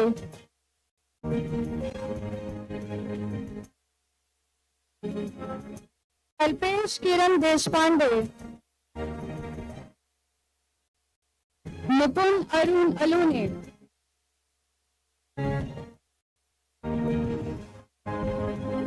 Sarvesh Rajaram Limse.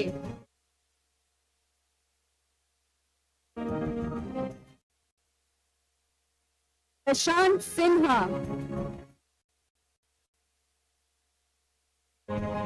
Sanket Dada So Shinde.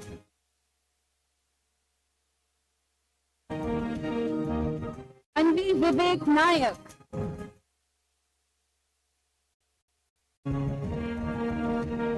Aditya Srivastava.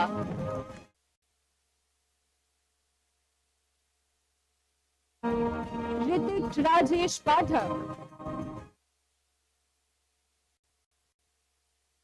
Shivam Vinod Vishwakarma. Minal Muhammad Shoaib Shakil Ahmed.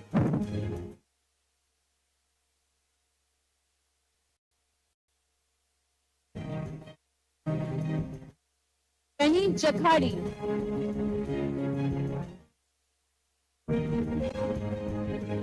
Imran Sheikh.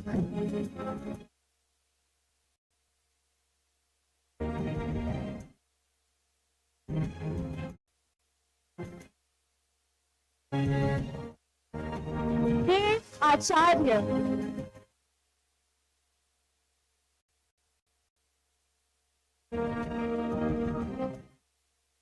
Shwarya Santosh Pawar. Audience, please give them a huge round of applause.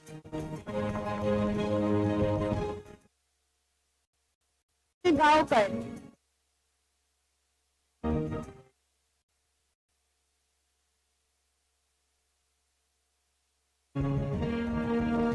Sheikh Altaf.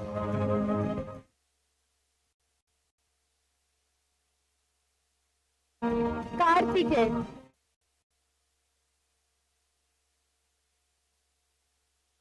Raj Swapnil Gupte.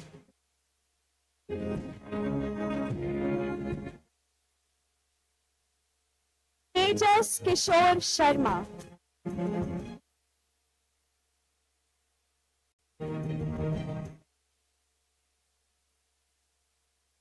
Sharma.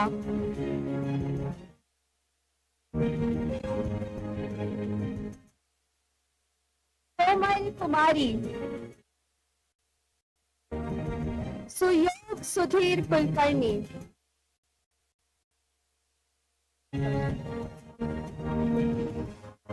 Roshni Sandeep Doshi.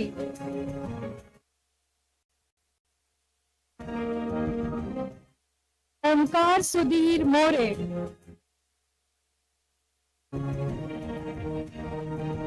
Aryan Sachin Deshmukh. Mayuri Mohan Bagh. Rashika Garg.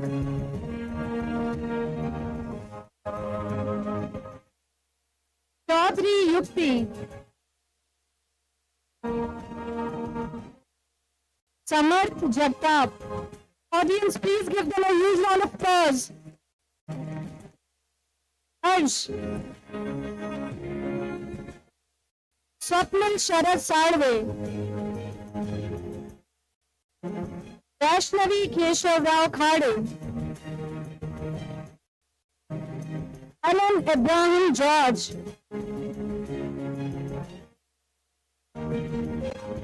Vishal Ranjan.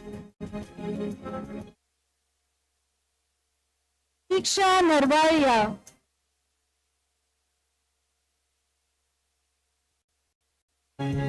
Tuhulika Ghosh.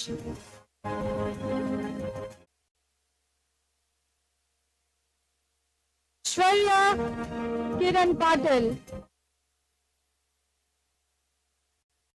Shreyash Dilip Mawe.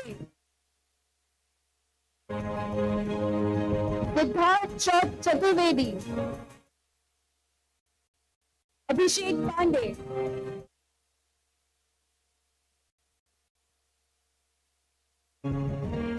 Rohan Hari Salunke.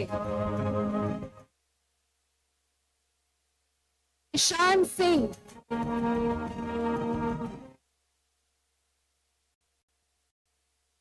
Harsh Nandan Kishore.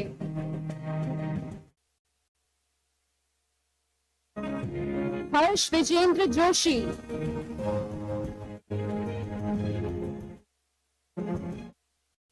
Tushar Rajkumar Islampure. Ramesh Kumar Asharam Chaudhary. Audience, please give a huge round of applause to our Shivam Sanjay Mali.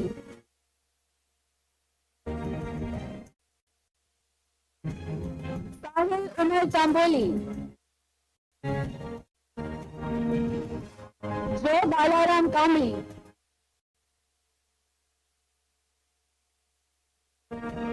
Nikhil Ganpat Mole. Aditya Gorakshanath Sawant.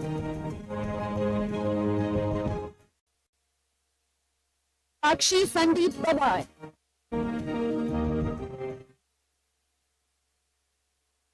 Aditya Surendra Khate. Morankar Bhavesh Vijay. Jayant Vijay. Prathamesh Sunil Das. Chaitanya Mukesh Panikar. Lalit Kumar Sriramulu Patel.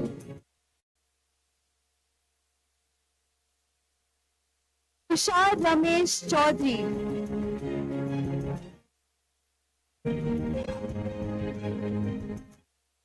Swayang Sude, Gale Vaibhav Vivekanand,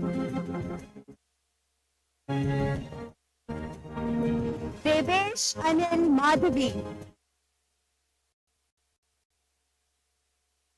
Nikhil Ashok Gadge, Aditya Hemant Yadav,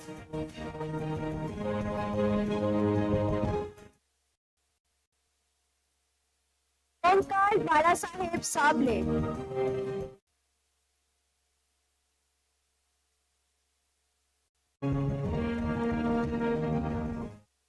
Manshu Kishore Marathe, Chaitanya Rajiv Ghode,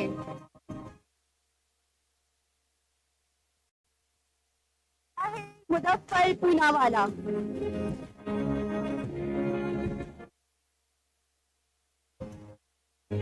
Rushan Hasmukh Maru,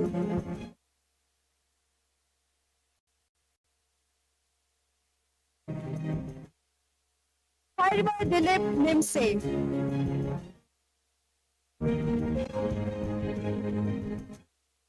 Sakshi Dilip Burde,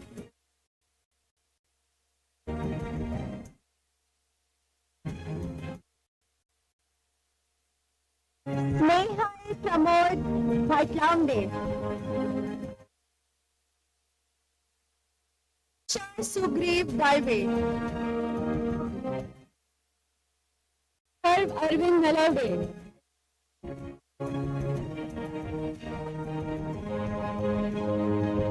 Sahil Sunil Tanve,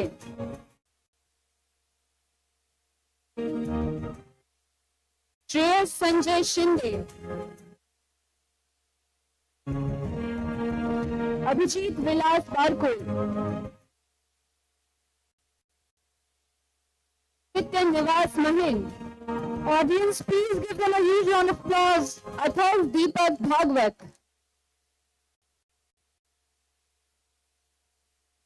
Piyush Chablani. Sameer Shafiq Patil. Sanjana Nand Kishore Khadke. Shreya Satyajit Patil. Tushar Ravindra Mahajan.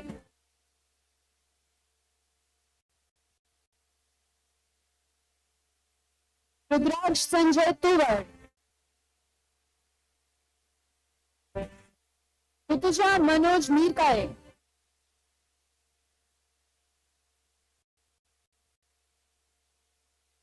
Yashraj Arun Zadhav. Falguni Sarang Gade. Swapnil Mahadev Patil. Sanjana Sandesh Zadhav.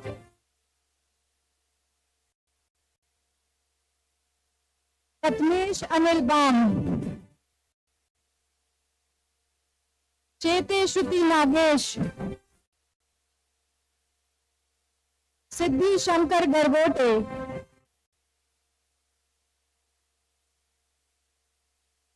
Sanskruti Pramod Rao Tayade. Yash Rajesh Agrawal.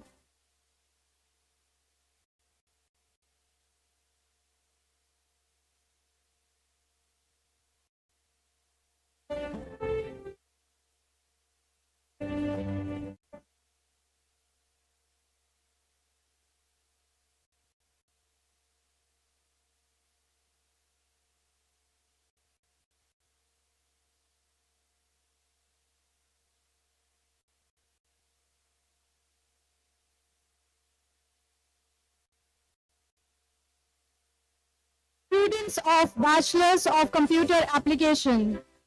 Gold medalist, Shreyash Maurya. Audience, please give him a huge round of applause.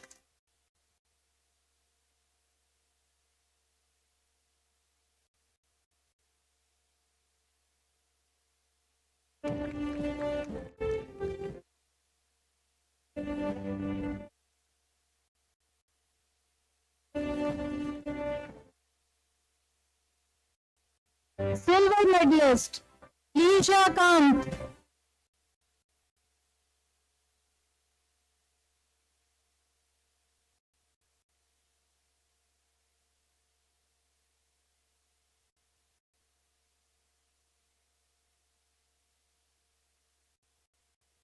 Please give her a huge round of applause, audience. Students of Bachelors of Computer Applications, Harshal Jagdish Shivrahare.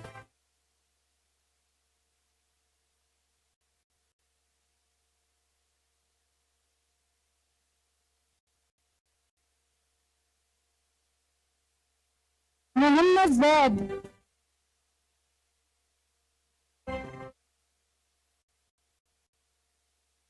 Prem Kiran Nankani. Piyush Devangan. Sakshi Ganesh Kalaskar.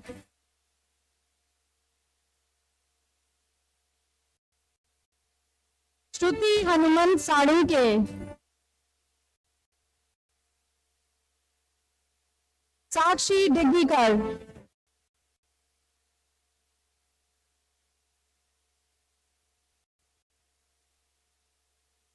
Patil Khushbu.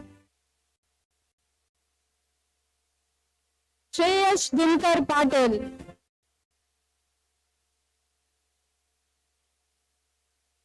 Gaurang Sadvi.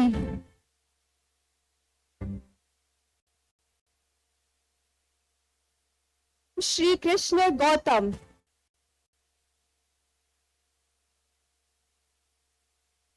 Rishi Yogendra Gupta.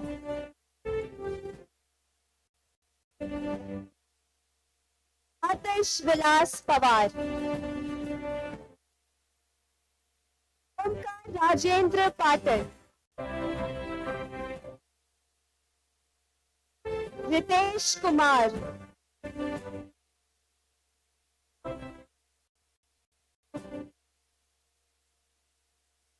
Soham Sarang Shah. Chetan Kumar.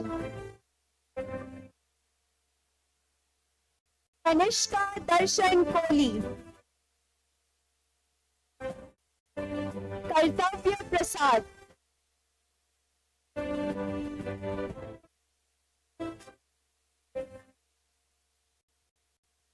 Divya Malkappa Pujari. Sajid Israel Mandal. Abhishek Vinod Bahurbagh. Sanket Ramesh Dhavle. Raj Tanmay Sanjay. Harsh Kumar. Aili Sunil Bhamre. Ankit Vinod Patil. Harsh Kanhaiya Lal Bhutra. Kumkum Chandrasekhar Bhanarkar.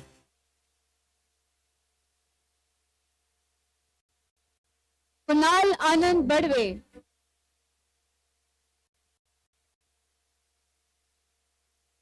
Manvi Baliram Pimpare. Shrutika Sanjay Khodade. Anushri Karbhari Kankare.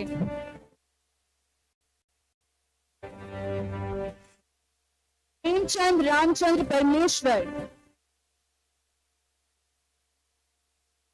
Nisha Prakash Kumbar. Vaishnavi Manoj Patil.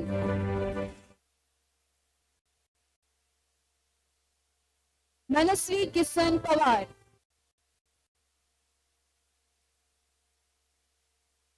Students of Masters of Computer Applications.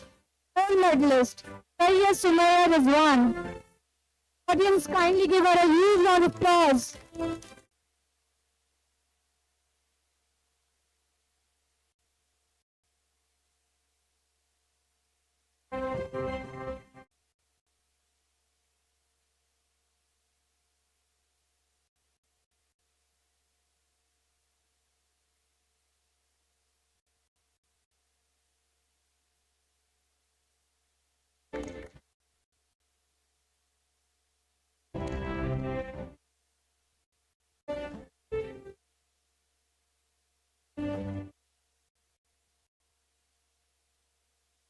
Students of MCA, Chancellor Soham Arun.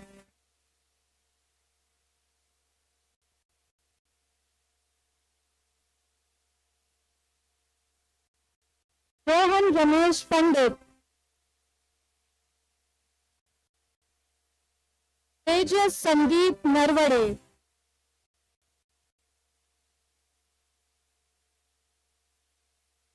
Jnanesh Bhangale.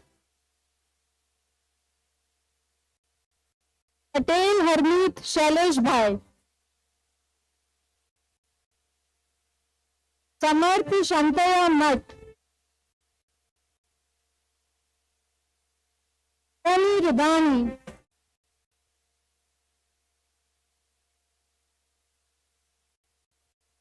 Pradyumna Pratap Singh Chauhan.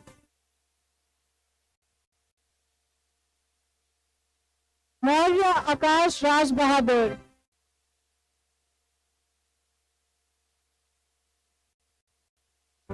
Aishwarya Pradeep Satpite.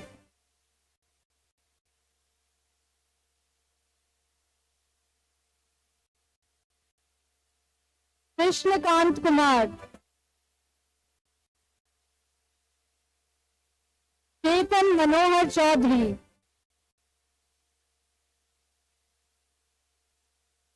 Yash Vishwanath Kabne. Harshvardhan Gangadhar Billapalli. Prasad Mallinath Begi. Shubham Lotwala.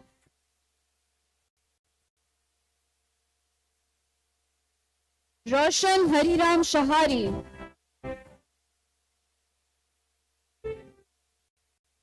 Anil Chaudhary. Kishore Jante.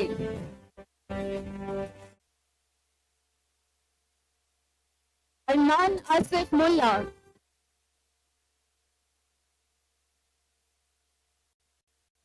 Rupa Ravi Kori.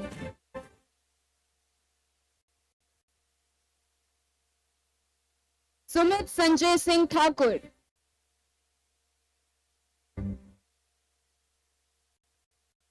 Pratik Ravindra Yadav.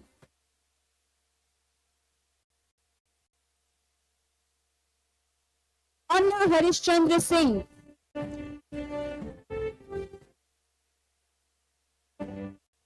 Pranav Rajesh Kivde. Upadhyay Krupali Ben Kirit Kumar. Ishwar Gundele. Neha Samir Palande. Pravaja Sanjay Lagard. Prajot Madhurye. I would like to call Dr. Surbhi to proceed further. I now invite Professor Shashi Singh, Director, School of Biosciences and Bioengineering, to lead the conferment process. Graduating students receiving degrees from School of Biosciences and Bioengineering are requested to rise.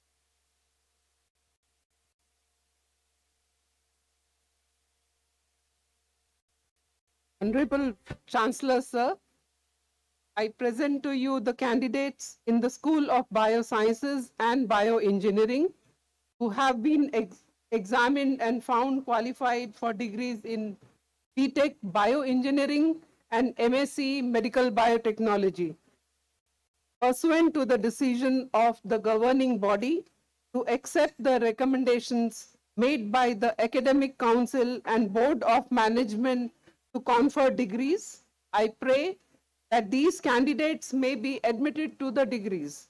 On behalf of those who have been permitted to receive their degrees in absentia, I pray that they also may be admitted thereto. I'm honored to invite the Honorable Chancellor, sir, to grant the request. In my capacity as the Chancellor of the University, I hereby grant the request made by the Director, School of Biosciences and Bioengineering to confer upon the graduates the degrees in person and in absentia. Now I invite Dr. Lubna Sheikh and Ms. Dhwani Panchal to announce the names of the degree recipients.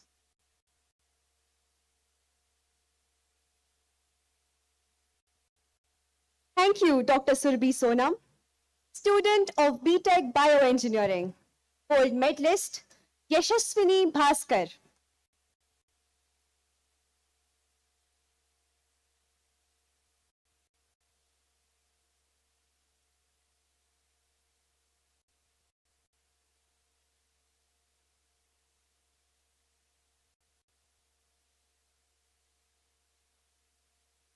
Students of BTech Bioengineering, Asad Abid Pathan,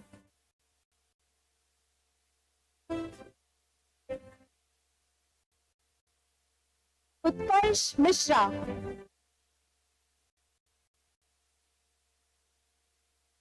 Pranali Prakash Deshmukh,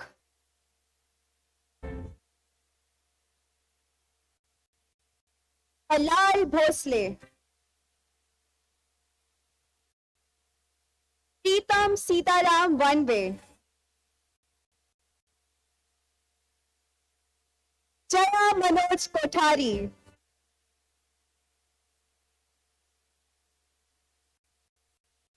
Vaishnavi Vaibhav Ramani,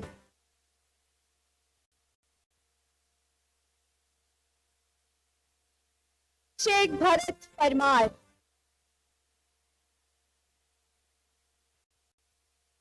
Hansraj Om Prakash Rathod,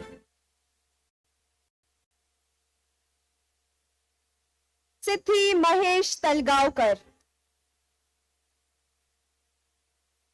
Mitali Ravindra Vayecha, Rutuja Arvind Rathod, Vaishnavi Balasaheb Seth, Students of MSc Medical Biotechnology, gold medalist Arpita Robel Khamle.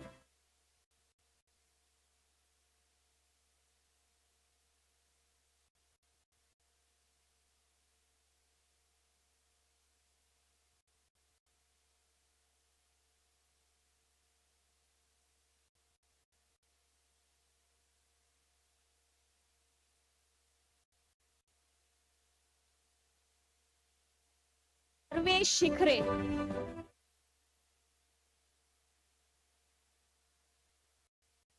Students of MSc Medical Biotechnology,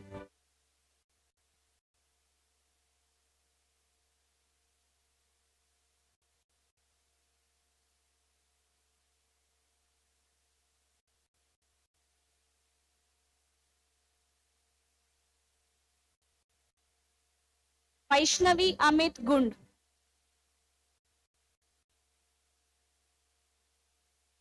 Akanksha Shivaji Patil, Vaishnavi Kantaram Vaikar, Shivani Yashwant Jagtap Patil, Pallavi Pavan Chauhan, Sumati Rajendra Nimbalkar,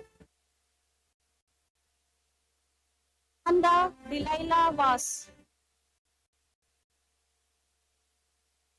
Casida Basil Wanzare,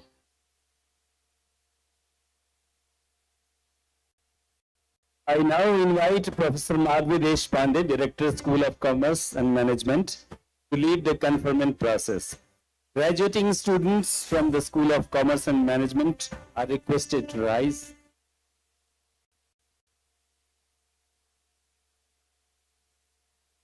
Honorable Chancellor, sir, I present to you the candidates of School of Commerce and Management who have been examined and found qualified for the degrees in BBA and MBA Digital Business. Pursuant to the decision of governing body to accept the recommendation made by the Academic Council and Board of Management to confer degrees, I pray that these candidates may be admitted to the degrees. On behalf of those who have been permitted to receive degrees in absentia, I pray that they also may be admitted thereto. I am honored to invite the Honorable Chancellor, sir, to grant the request. In my capacity as the Chancellor of the University, I hereby grant the request made by the Director, School of Commerce and Management to confer upon the graduates the degree in person and in absentia. Now, I invite Ms. Siddhi Pandey, Ms. Dhwani Panchal, and Ms. Aditi Joshi to announce the names of the degree recipients.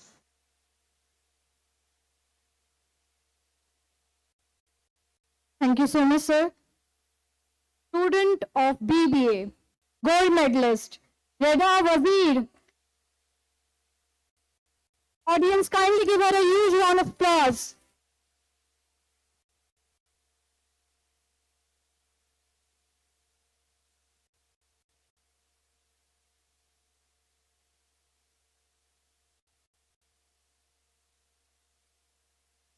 Silver medalist, Akshita Maheshwari.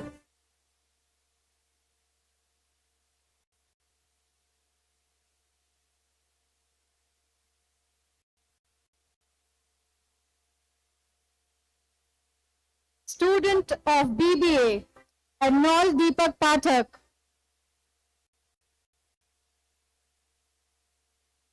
Kavita Dheerajbhai Walia. Samriddhi Sunil Zadhav.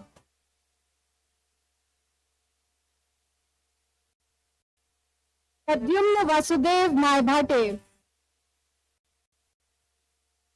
Moksha Dhanpal Jain. Tanuja.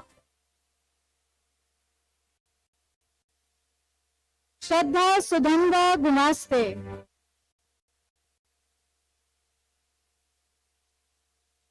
Mansoori Sameer Salim Bhai. Moinuddin Surya. Ashley John Fernandez.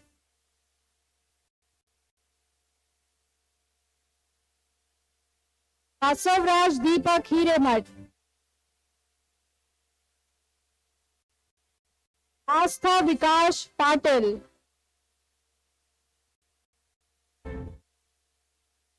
Niranjan Kumar Singh.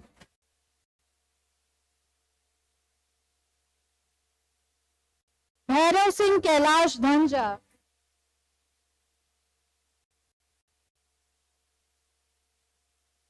Shruti Bakrania. Audience, please give them a huge round of applause. Shreya Agnihotri. Devansh Harish Borse.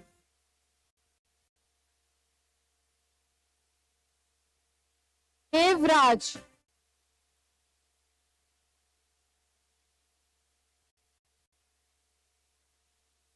Arshad Dattatray Naikanwar.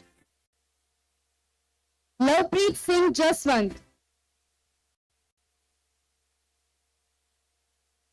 Pranali Sanjay Jadhav. Raj Shailesh Bhai Bhatt.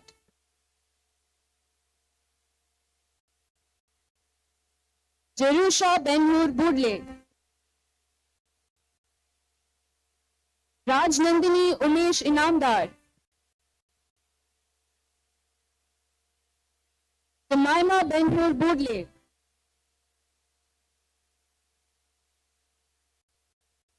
Muskan Sadera.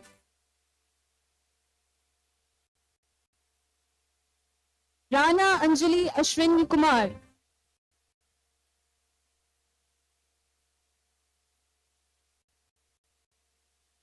Rutuja Chandrakant Chavan.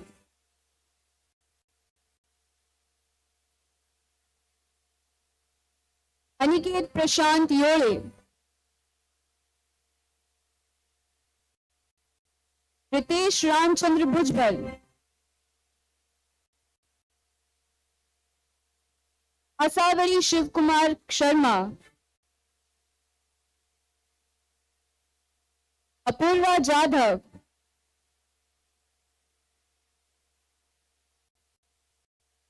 Shubham Vinayak Ghare. Priyanka Rajesh Meher. Suyog Prahlad Munmane. Yash Rajesh Umbare. Arju Riyad Jamdar.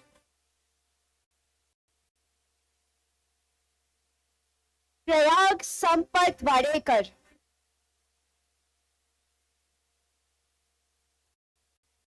Faith Chavan.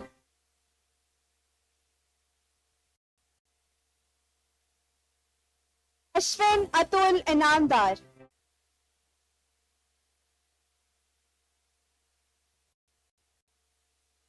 Pavan Suryavanshi. Abhishek Anand. Ganesh Lokrat Joshi.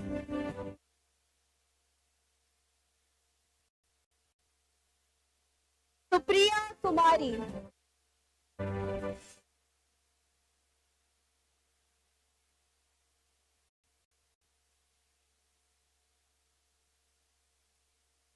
Roshan Raj Singh.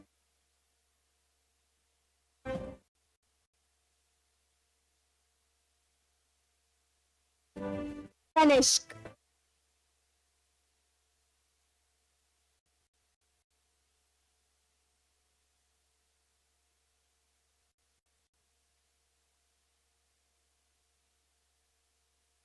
Students of MBA Digital Business. Gold medalist, Neerav Dinesh Shabhaiya. Please show some energy, audience. Give him a huge round of applause.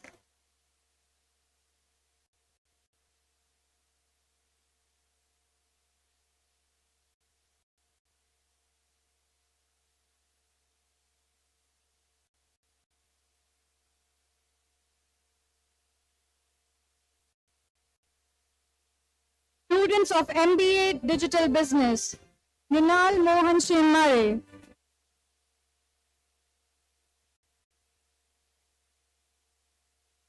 Tachi Ruchandani.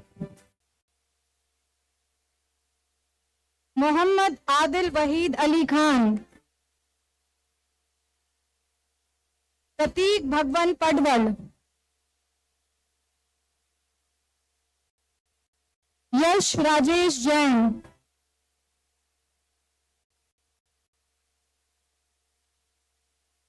Aboli Nand Kumar Nalbade.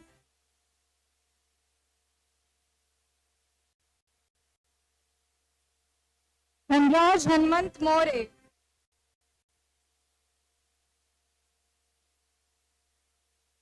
Sonal Sarvi.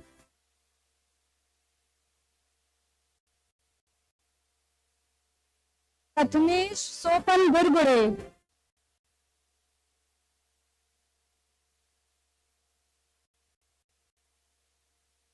Atharv Chandrasekhar Phade.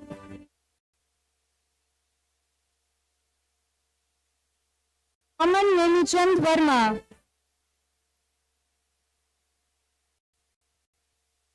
Gaurav Sitharam Bajkul.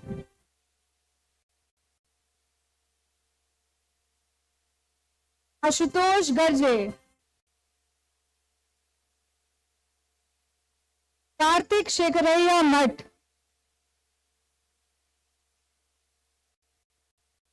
Kiran Kumar Srinivaslu Donga. Rutvik Paresh Kumar Kapalatia, Nilesh Bari, Harshit Manoj Bhandari, Prashantu Suresh Kumar Chaudhary, Rifran Ali Mohammed Ismail Sheikh, Sahil Kamruddin Maldar, Ashwini Sitharam Dide,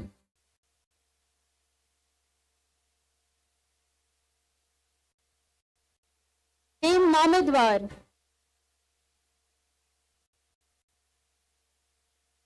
Kanika Chandev Durve, Anjali Madhukar Patil, Varali Satish Naikar,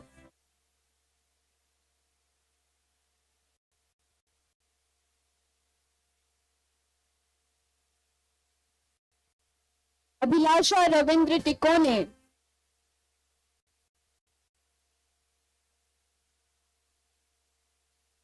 Abhishek Sadanand More, Amal Narottam Patel,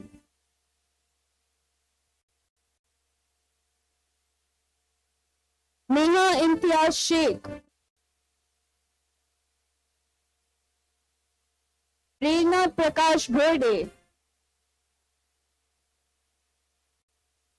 Mahik Rajendra Bulchunde,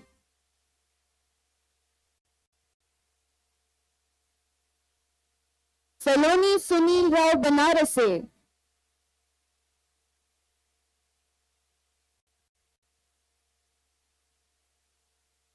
Pratiksha Suresh Daundkar,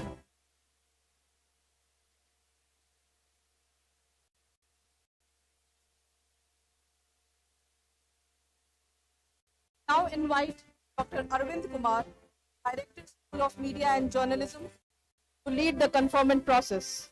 Graduating students receiving degrees from School of Media and Journalism are requested to rise.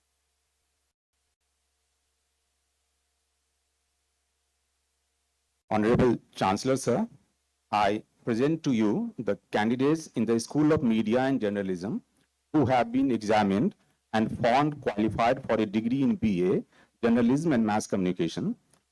Pursuant to the decision of the governing body to accept the recommendation made by the Academic Council and Board of Management to confer degrees, I pray that these candidates may be admitted to the degrees. On behalf of those who have been permitted to receive their degrees in absentia, I pray that they also may be admitted thereto. I'm honored to invite the Honorable Chancellor, sir, to grant the request. In my capacity as the Chancellor of the University, I hereby grant the request made by the Director, School of Media and Journalism to confer upon the graduates the degrees in person and in absentia. Now, I invite Dr. Lubna Sheikh to announce the names of the degree recipients. Students of BA Journalism and Mass Communication. Gold medalist Sakshi Kulkarni.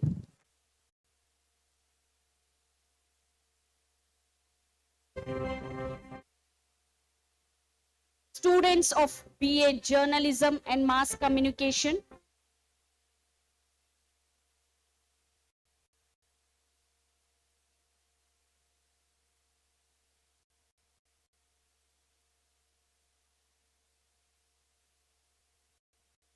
Rutuja Balaji Bane.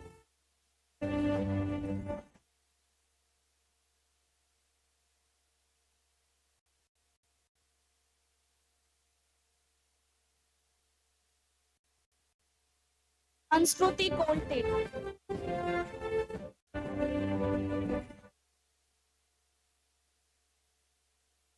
Sanskruti Nilesh Wadke.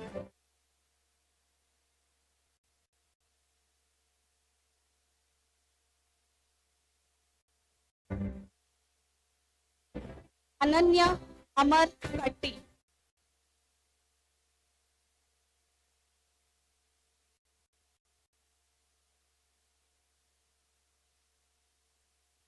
Vaishnavi Deepak Pawar,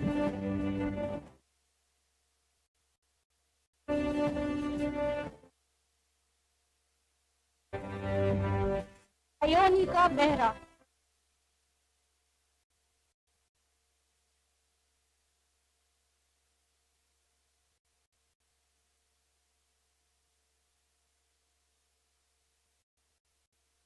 Yash Soni,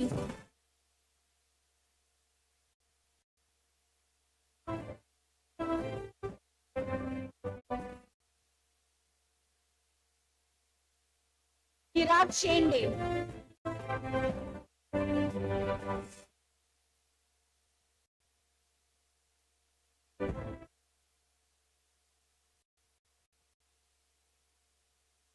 Mitali अन्निगेरी,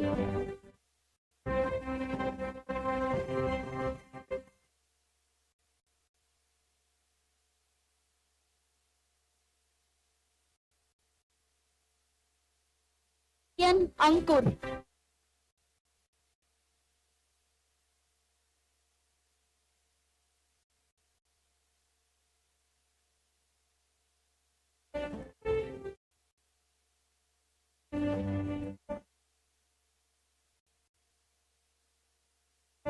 तुम्मिड़ी Harshit Uma Someshwar Rao,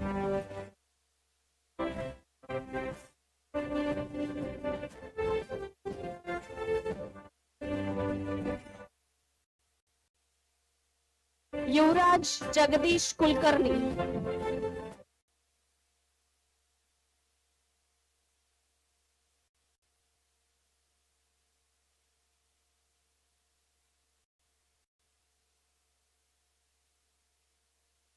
Fiza Shamim सलमनी,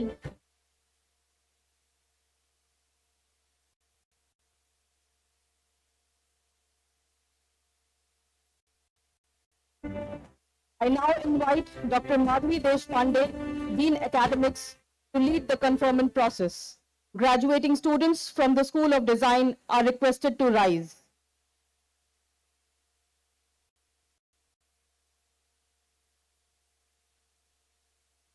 Honorable Chancellor, sir, I present to you the candidates in the School of Design who have been examined and found qualified for an undergraduate degree in Bachelor's of Design pursuant to the decision of governing body to accept the recommendation made by the Academic Council and the Board of Management to confer degrees. I pray that these candidates may be admitted to the degree. On behalf of those who have been permitted to receive their degrees in absentia, I pray that they also may be admitted thereto. I'm honored to invite the Honorable Chancellor, sir, to grant the request. In my capacity as the Chancellor of the University, I hereby grant the request made by the Dean Academics on behalf of School of Design to confer upon the graduates the degrees in person and in absentia. Now I invite Ms. Siddhi Pandey and Ms. Aditi Joshi to announce the names of the degree recipients. Thank you, ma'am. Students of BDES, gold medalist Aishwarya Shailesh Joshi. Audience, kindly give her a huge round of applause.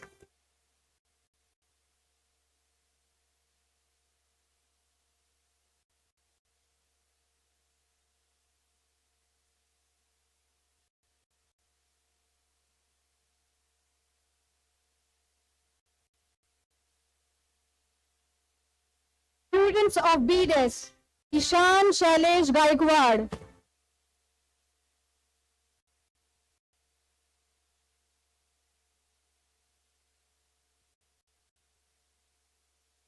Arohi Satish Bindalkar.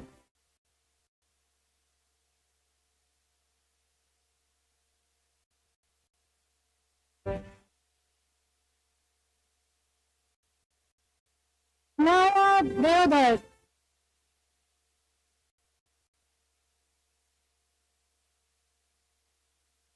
Ved Vicharya.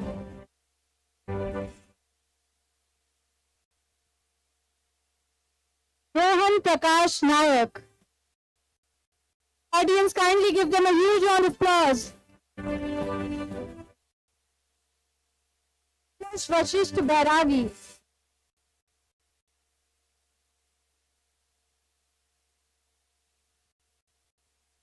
Elzo.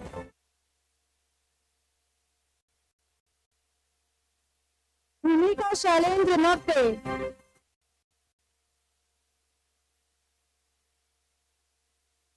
Devanjali Bipin.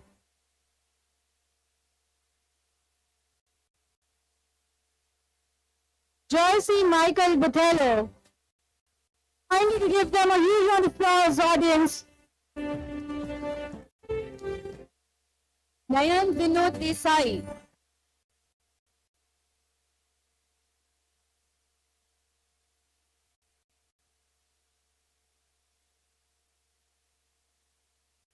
Siddhi Amit Karambekar.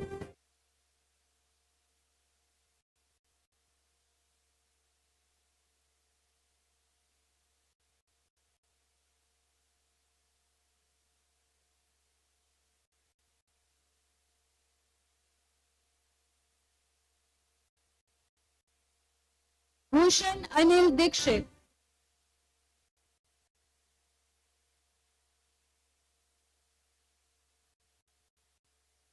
Anand B.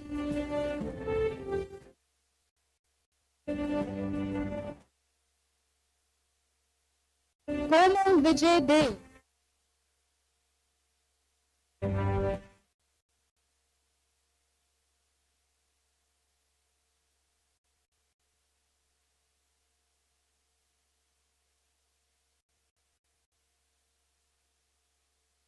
Akshi Prakash Sakure.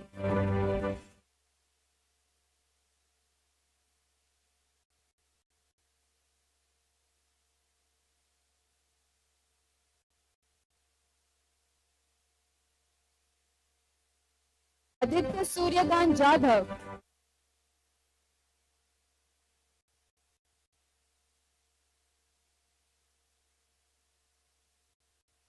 Gaurav Madhukar Patil.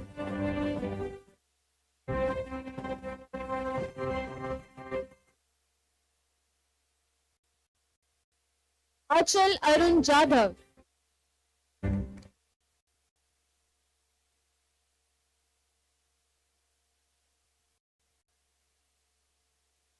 Vaishnav Dilip Patil.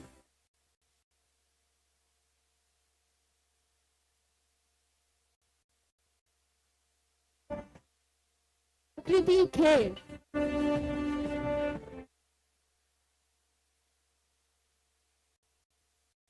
Mayuri Suhas Patil.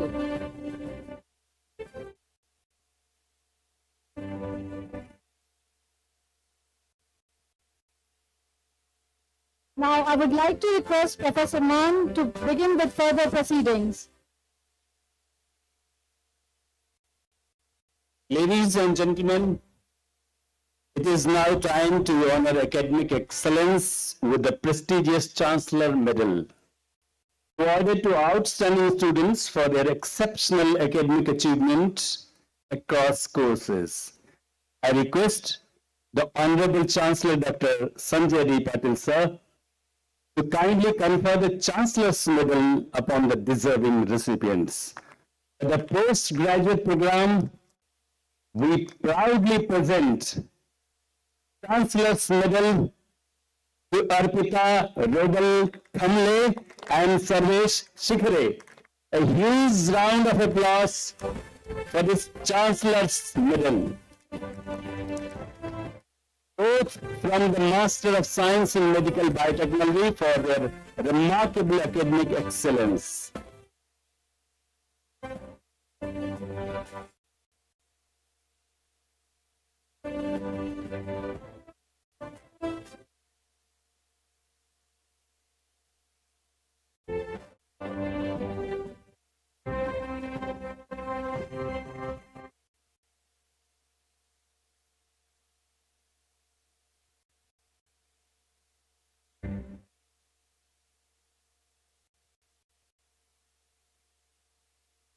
For the undergraduate program, the Chancellor's Medal is awarded to Sakshi Kulkarni, Bachelor of Arts in Journalism and Mass Communication, for her outstanding performance.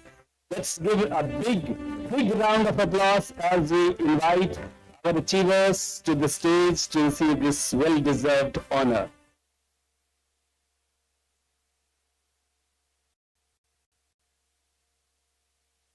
Heartfelt thanks to our Honorable Chief Guest, Professor T.G. Sitharam, Honorable Chancellor, Dr. Sanjay D. Patil Sir, Honorable Campus Chairman, Sri Satish D. Patil Sir, Honorable Trustee Tejas S. Patil Sir, Honorable Vice Chancellor, Professor Prabhat Ranjan, Honorable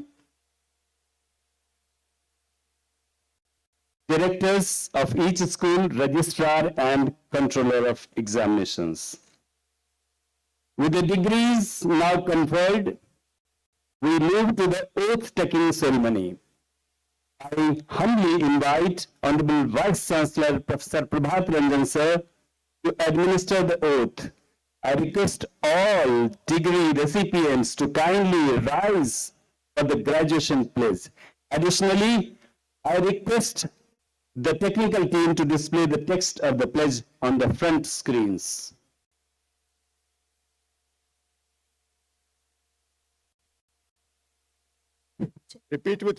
Repeat with me.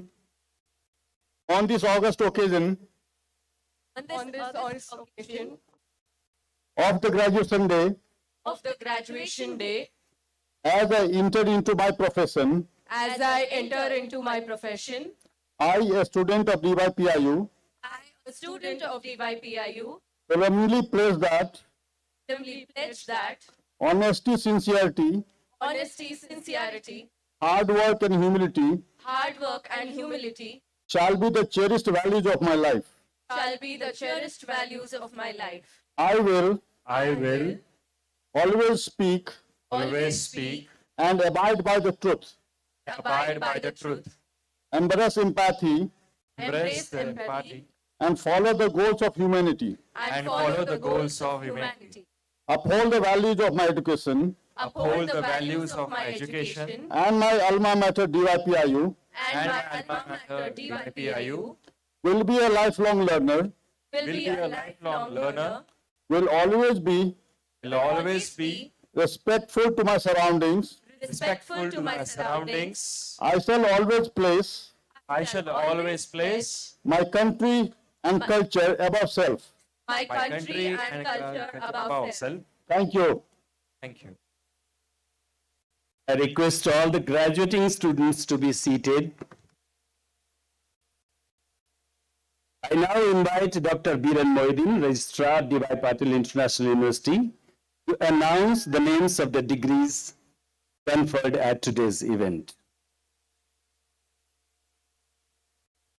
In the fourth convocation of this university, I declare that the degrees of PhD, BTech Computer Science Engineering, MTech Computer Science Engineering, BCA, MCA, BTech Bioengineering, MSc Medical Biotechnology, BBA, MBA in Digital Business, BA GMC, and BA Design are conferred. Thank you so much, sir.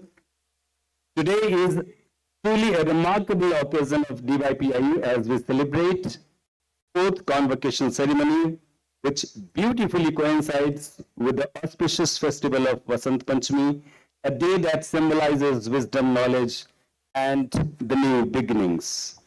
It is now my privilege to invite the Honorable Chancellor, Dr. Sanjay D. Patil Sir, to deliver the exhortation address. By the authority given to me as the Chancellor of the University, I admit you to the degrees for which you are qualified and exhort you that ever in your life you prove worthy of the same in words and deeds. I admit also the other candidates to the respective degrees in absentia. Thank you, sir. The success of young entrepreneurs is the key to India's transformation in the new millennium. Great entrepreneurs focus intensely on an opportunity where others see nothing. It is not about ideas, it is about making them happen and above all following the passion. A small business is an amazing way to serve and leave an impact on the world we live in. D.Y. Patil International University believes in empowering its students with insights, creative thinking, innovation, and encourages them to develop entrepreneurial skills. Today, we recognize a special group of graduates who have taken the bold step of turning ideas into action, challenges into opportunities, and ambitions into thriving ventures. I invite Honorable Chief Guest, Professor T.G. Sitharam, to recognize and honor our budding entrepreneurs by presenting them with certificates of recognition. I am proud to invite the budding entrepreneurs of DYPIU, Jerusha Benhur Budle. I will speak. Jerusha Benhur Budle, a graduating student of BBA, running an enterprise named Nails with A. Ashutosh Adinath Garje, a graduating student of MBA, the brains behind the company Digital Amoeba.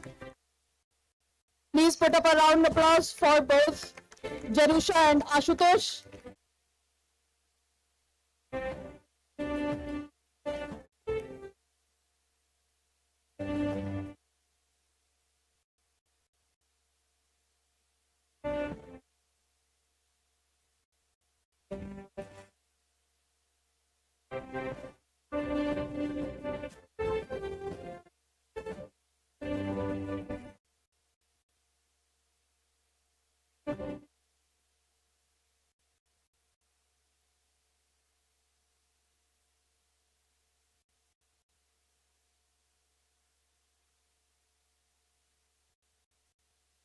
And now I invite our Honorable Chancellor, Dr. Sanjay D. Patil, sir, to close the convocation ceremony. Now I declare that the convocation ceremony is concluded.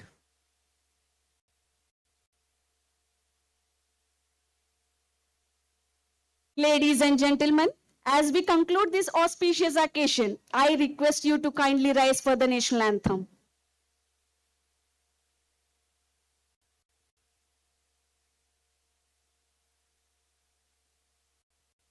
जनगण मन अधिनायक जय हे भारत भाग्य विधाता पंजाब सिंध गुजरात मराठा द्राविड़ उत्कल बंग विंध्य हिमाचल यमुना गंगा उच्छल जलधि तरंग तव शुभ नामे जागे तव शुभ आशीष मांगे गाहे तव जय गाथा जन गण मंगल दायक जय हे भारत भाग्य विधाता जय हे जय हे जय हे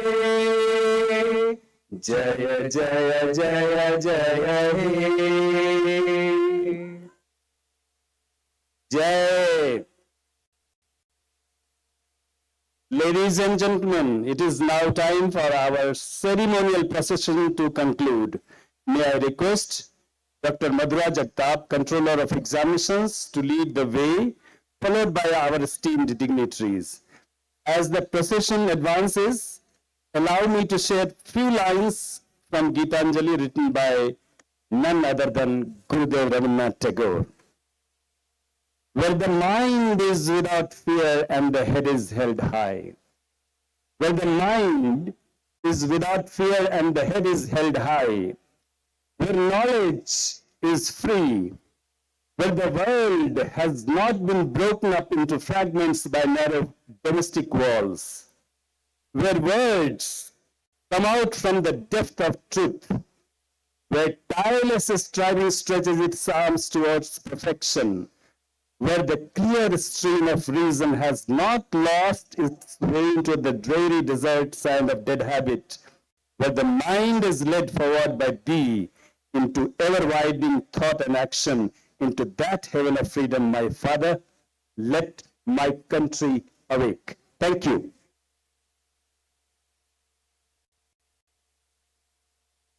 Ladies and gentlemen, as we conclude this momentous fourth convocation ceremony of D.Y. Patil International University, we warmly welcome all the dignitaries, guests, parents and students to join us for the dinner at the venue behind the stage. Thank you all for being a part of this special celebration. Thank you.